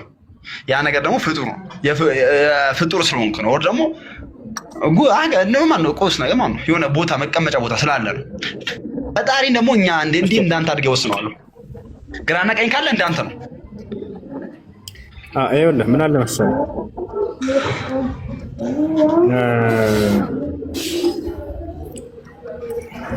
እነዚህ መገለጫዎች ከፍጥረታት ጋር ተቃራኒ በሆነ መንገድ ነው እያልኩኝ ነው። ታዲያ እንዴት ነው ሁኔታው ከተባለ ያንን አንተ አሁን ረቂቅ በሆነ መለኮታዊ ባህሪያቶቹ ናቸው እነዛ የተነገሩት እንጂ እኛ አሁን እኔን እንደገለጽክብኝ አይደለም። እኔን የገለጽክብኝ አሁን ሰማሁ፣ እርሱ አይደለም እርሱ የአላህ። ታዲያ እንዴት ነው ከተባለ ያን ከይፍያውን ሁኔታውን እንዴት እንደሆነ ነገ የትንሣኤ ቀን የምናየው ይሆናል። አላህ ይሄን ቃል ገብቶልን ነው። ገብቶሃል አይደል? ያን ግን አሁን በነቢያት አንደበት ስለ እርሱ ባህሪያት የተነገሩትን እንደተነገሩት አምነን እንቀበላለን። አዳምን በእጆች የሰራሁት ይላል አላህ ሱብሓነሁ ወተዓላ። አዳምን በእጆች የሰራሁት ይላል። ስለዚህ እጆች አሉት። ግን ምን አይነት እጅ ነው? እንደ ፍጡር ነው ወይ? እንደ ፍጡር አይደለም። ታዲያስ ረቂቅ የሆነ መለኮታዊ የማይመረመር ባህሪ ወይንም መገለጫ ነው ያ። ገብቶሃል አይደል? እንዴት አይነት ነው እጅ የሚለው ነገ የትንሣኤ ቀን የምናየው ይሆናል። ይህን ቃል ገብቶልና እንደምናየው ይህን ይመስላል። ስለዚህ እጅ አለው ሲባል፣ እግር አለው ሲባል፣ አይን አለው ሲባል አላህ ስብሐነሁ ወተዓላ ከፍጥረታቶቹ ጋር በፍጹም በማይመስል መልኩ ረቂቅ በሆነ መገለጫዎቹ እንደሆነ ያንን በቁርአን ላይ በርካታ ቦታ ላይ ተናግሯል። ለይሰ ከሚስሊሂ ሸይኡን ይላል። እኔን የሚመስል አንዳች እንኳ የለም እያለ ይናገራል። ስለዚህ ስለ እርሱ የተነገሩትን እንቀበላቸዋለን። እሱ ነው። ሁለተኛ ከፍጥረታት ጋር እንደማይመሳሰሉ ደግሞ ነገ የትንሣኤ ቀን የምናየው ይሆናል። አሁን አንተ መርምረህ የደረስክበት ነገር እርሱ ያ የፈጣሪ መገለጫ አይደለም። እኔን ተመራምራችሁ እራሱ አዳርሱብኝም ብሎ ተናግሯል። ይልቁንስ በነቢያት አንደበት እንደተነገራችሁ እመኑኝ ብሎ ተናግሯል አላህ። ገብቶሃል? ያ ነው። እሺ አሁን ዳይሬክሽን አንድ ነገር አንተ ዳይሬክሽን የምትሰጠው የምችለው ነገር ለምንድን ነው? ለምሳሌ አንተ ለእኔ ዳይሬክሽን ትሰጠኝ ትችላለህ። አሁን ቀኝና ግራ ካለ ያ ነገር ጉዝ ነው ማንን ነገር ነው የሆነ የሚገለጥ ነገር ነው። አንድ ቦታ አንድ አካል ነው ማለት ነው። ቀኝና ግራ ያለው ነገር አንድ አካል ነው። ቀኝና ግራ ያለው ቀኝና ግራ ያለው ነገር አንድ አካል ነው። አቅጣጫን በተመለከተ አዳምጥ። እርሱ ዓለምን ፈጥሯል። እርሱ ከዓለም ውጭ ነው። ገብቶሃል አይደል? ዓለምን ፈጥሯል። 7 ሰማያት 7 ምድር ምናምን ፍጥረታትን ሁሉ አስገኝቷል። እርሱ ደግሞ ከዛ ከዓለም ውጭ ነው ያለው። ለዚህም አላህ አርራህማን አላህ ከዓርሽ በላይ ከፍ ብያለሁ ይላል። ከፍጥረት ዓለም ሁሉ በላይ ነው። ከቀኝ ከግራ የሚያዋስነው ነገር አለው ይላ የለም፣ በፍጹም ገብቶሃል አይደል? ከቀኝ ከግራ የሚያዋስነው ነገር የለም። እርሱ ይልቁንስ ከፍጥረት ዓለም ሁሉ በላይ ነው። እርሱ የሆነ ነገር ውስጥ ሆኖ ከቀኝ ከግራ ከላይ ከታች ምናምን አዋስኖት እርሱ መካከል ላይ ያለ እንደዚህ አይነት ከሆነ ትክክል ነው። ይሄ ግዑዝ ነገር ነው። አምላክ ሊሆን አይችልም። አምላክ እንደዛ አይደለም። አላህ እርሱ የተለየ ነው ከፍጥረት ዓለም ሁሉ። ባኢኑ ሚን ኸልቂሂ ከፍጥረታቶች ሁሉ የራኩኝ ነኝ ብሎ ይናገራል። ያ ነው። እሺ እርሱን የሚያዋስነው ነገር የለም ሲባል ያ ነው። ማዋሰን ማለት ለሁለት ይከፈላል። አንደኛ ከላይ ከታች ከግራ ከቀኝ ከፊት ከኋላ አዋስነውት እርሱ መካከል ላይ ያለ ነገር ከሆነ ትክክል ነህ። ፍጥረቱን የሚያዋስኑትና የሚያካብቡት ከሆነ ግዑዝ ነው፣ ጣዖት ነው። እርሱ ይስማማል። አላህ ታዲያ እንደዚያ ነው ወይ? አይደለም። አላህ ታዲያ እንዴት ነው ከተባለ እርሱ ከነዚህ ከሚያዋስኑ ነገራቶች ሁሉ በላይ ነው። ከፍጥረት ዓለሙ ሁሉ በላይ ነው። ገብቶሃል አይደል? ዓለምን ፈጥሮ እርሱ ከዓለሙ ሁሉ በላይ ነው ያለው። ያ ነው እንጂ እርሱ በሆነ በሚያዋስኑ ነገራቶች ውስጥ የገባና የተካተተ ነገር አይደለም። ምን ይመስላል? እሺ ያው እኔ በዚህ ልክ ልረዳ አልችልም። ዳይሬክሽን ምናምን ካለው አካል አለው እንትን አለው ማለት የሚቀመጥ ነገር አለው። ሁለተኛ ደግሞ እንደ ጥያቄ የሚጠይቀን መቀመጥ የሚለው ባህሪ ለእርሱ አይደለም። መቀመጥ የሚለው ባህሪ ለእርሱ አንድ አዳምጠኝ እንጨርስ። ይሄ ነው የተቀመጠ ከሆነ ስላልክ ነው። አላህ ስብሐነሁ ወተዓላ የተቀመጥኩኝ ነኝ አላለ። አላህ ከዓርሽ በላይ ነው መቀመጥ። አሁን በዙፋኑ ላይ እግዚአብሔር ተቀምጧል ይላል አይደል መጽሐፍ ቅዱስ ላይ። አዎ መቀመጥ የሚለው ነገር አለ። አምላክ በዙፋኑ ላይ ተቀምጧል ቁጭ ብሎ። የተቀመጠን ነገር ጣዖት አድርጋ የምትይዝ ከሆነ እግዚአብሔር በዚህ ነገር ተገልጿል እያልኩ ነው። ይሄ ነው የተወሰነ ነገር ቀኝና ግራ ያለው ከሆነ ምንም እንዲሁ እግዚአብሔር ቀኝና ግራ እንዳለው መጽሐፍ ላይ ተቀምጧል። አካሎች እጅ፣ እግር ምናምን ከሆነ ይህም እንዲሁ መጽሐፍ ቅዱስ ላይ እግዚአብሔር ሙሉ አካል እንዳለው ተቀምጧል። ሙሉ አካል እንዳለው ተቀምጧል። እንዳውም ብሉይ ኪዳን ላይ ያለው አምላክ ጎደሎ የሆነ አካል እንዳለው ከይቅርታ ጋር ሙሉ አካሎች አልተገለጹለትም። እጆች እንዳሉት ተገልጿል። እግሮች እንዳሉት ተገልጿል። አይኖች እንዳሉት ተገልጿል። ነገር ግን ሌሎች ሰውነቶችን ብንመለከታቸው የሉትም።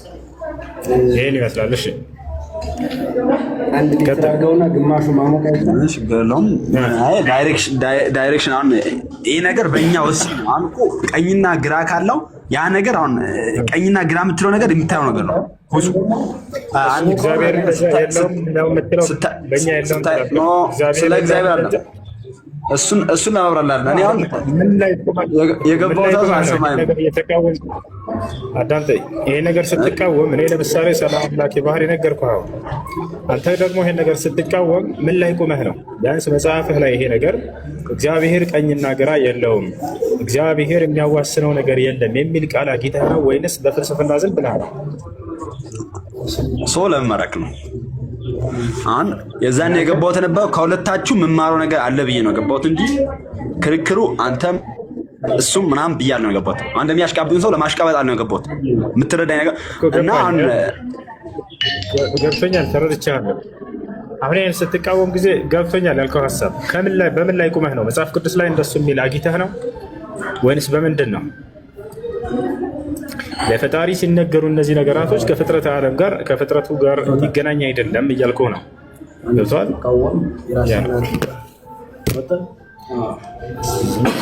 እሺ ካለህ ጠይቅ፣ ከሌለ ሌላ ሰው ይጠይቅ። ልጆች ይሰማል?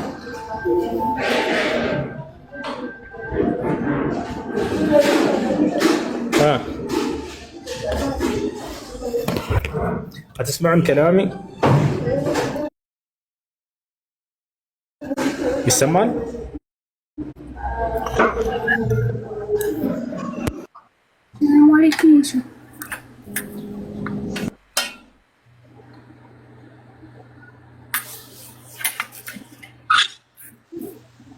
ሰላም፣ እንዴት አመሸህ?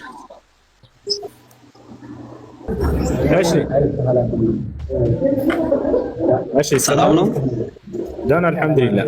እሺ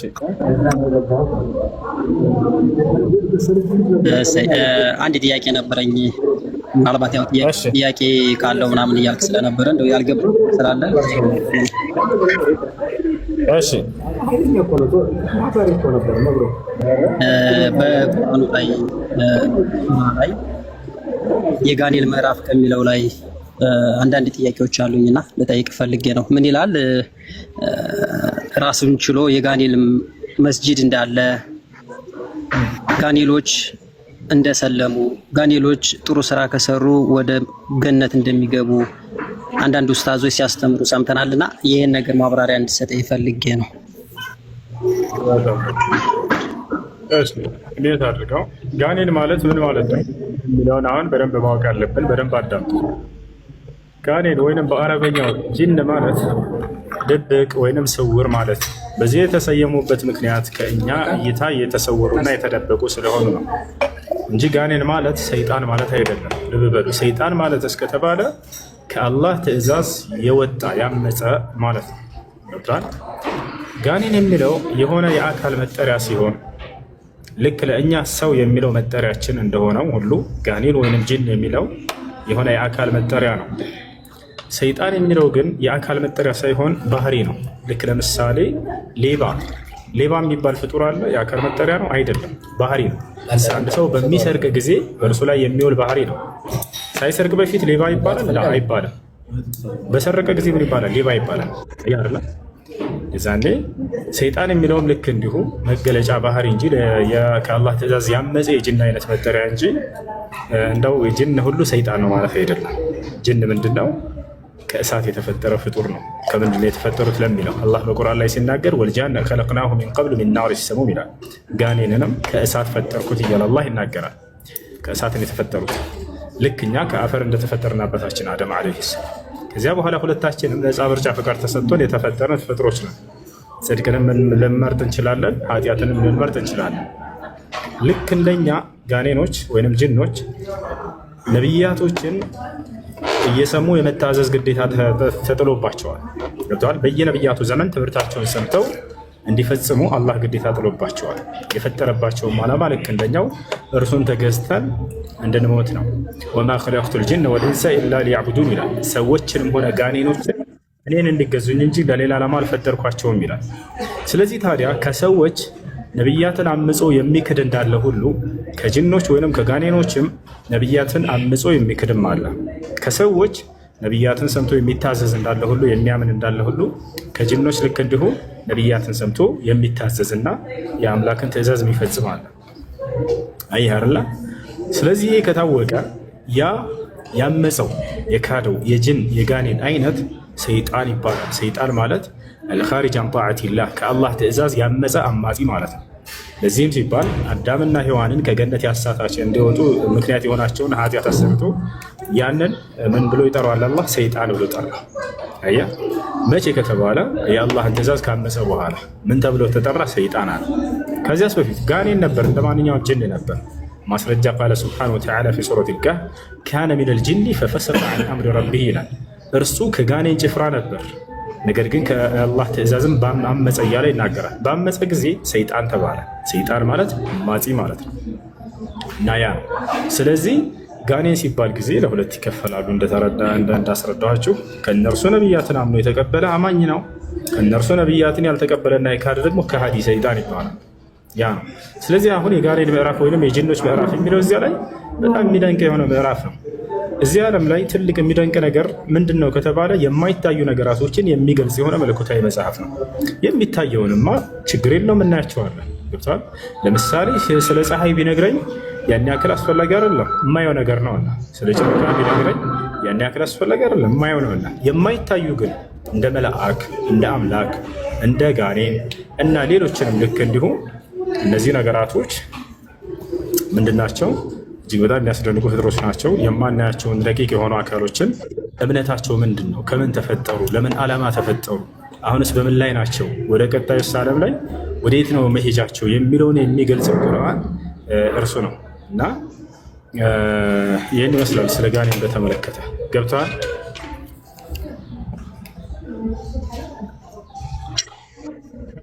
አሁን አንዳንዴ ጋኔልና ሰይጣን ስንል ፍጥረታቸው የተለያየ ፍጥረት ናቸው ማለት ነው። እነዚህ ሁለት አካላቶች ያው በደንብ አልሰማኸኝ። ሁለቱ አካላቶች አይደሉም። ጋኔን ነው አካል ያለው ከእሳት የተፈጠረ አካል አለው። ሰይጣን ግን ባህሪ ነው አልኩ። የአካል መጠሪያ ሳይሆን ባህሪ ነው። ለምሳሌ ሰይጣን ማለት አማጺ ማለት ነው። ገብቶሃል? አማጺ ነው፣ ያመፀ የጅን አይነት መጠሪያ ባህሪ ነው። ሰው አለ። ለምሳሌ ሰው ምንድነው? ሰው ነው። ሲሰርቅ ጊዜ ምን እንለዋለን? እኮ ሰይጣን የሚባል ፍጥረት ማለት ነው። አንተ አገራለህ። ሰይጣን የሚባል ፍጥረት የለም። ሰይጣን የሚለው የባህሪ መጠሪያ ነው። ያመፀ የጅን አይነት መጠሪያ ነው። ላስረዳህ እንደ ምሳሌ። አንድ ሰው አለ። ለምሳሌ ሰው ነው። በሚሰርቅ ጊዜ ገንዘብ ምን እንለዋለን? ሌባ እንለዋለን። ሌባ የሚባል ፍጡር አለ? የለም። የለም። ሌባ የሚባል ፍጡር የለም። ግን ያ ሰው ያ አካል ሰው የተባለው አካል በሰረቀ ጊዜ በራሱ ላይ ያመጣው የሆነ አስቀያሚ ባህሪ ነው ሌባ የሚለው። ስለዚህ ሰይጣን የሚለው ልክ እንዲሁ ምንድን ነው ከተባለ ያመፀ የጅን አይነት መጠሪያ ባህሪ ነው ይባላል እንጂ ሰይጣን የሚባል ፍጡር ኑሮ አይደለም። ያ አዳምና ሔዋንን እንዲስቱና ከገነት እንዲወጡ ያደረጋቸው ከጋኔን ጭፍራ ነው። ነገር ግን አላህን ባመፀ ጊዜ ምን ተባለ? ሰይጣን ተባለ። አማጺ በመሆኑ ምክንያት በራሱ ላይ ያመጣ ባህሪ ነው። ስለዚህ ጋኔን የተባለ ሁሉ ሰይጣን አይደለም። ይወጣላል። ስለዚህ ከጋኔን አማኝ ሆኖ አምላኩን ያመነ አለ፣ ከሃዲ ሆኖ ደግሞ ሰይጣን ይሆናል። ወጣ ያመፀ ይሆናል ማለት ነው። ያ ገባ ማለት አዳምና ሔዋንን ከገነት ያስወጣቸው ጋኔል ነው። ስላስወጣቸው ግን ሰይጣን ተባለ ነው እያልከኝ ያለው? አዎ ከጋኔን ጭፍራ ነው። ባመፀ ጊዜ ሰይጣን የሚለው ባህሪ በእርሱ ላይ ዋለ።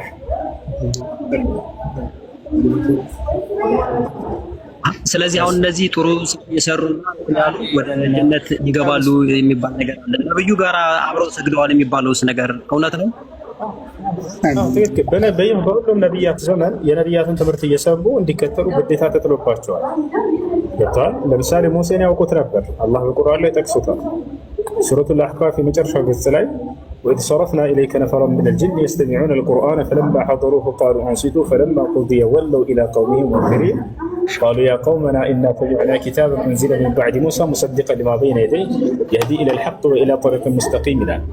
ሙሴን በደንብ ያውቁት ነበር። ሙሴን መጽሐፉን ያውቃሉ፣ ይከተሉት ነበር። እነሆ ከሙሴ በኋላ ወደ እውነት የሚመራ መጽሐፍንም ሰማን ይላሉ። ቁርአንን በሰሙ ጊዜ ሙሴን በደንብ ያውቁታል፣ መጽሐፉን በደንብ ያውቁታል፣ ይከተሉ ነበር።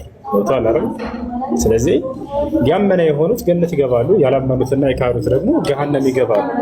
ይሄ ነው።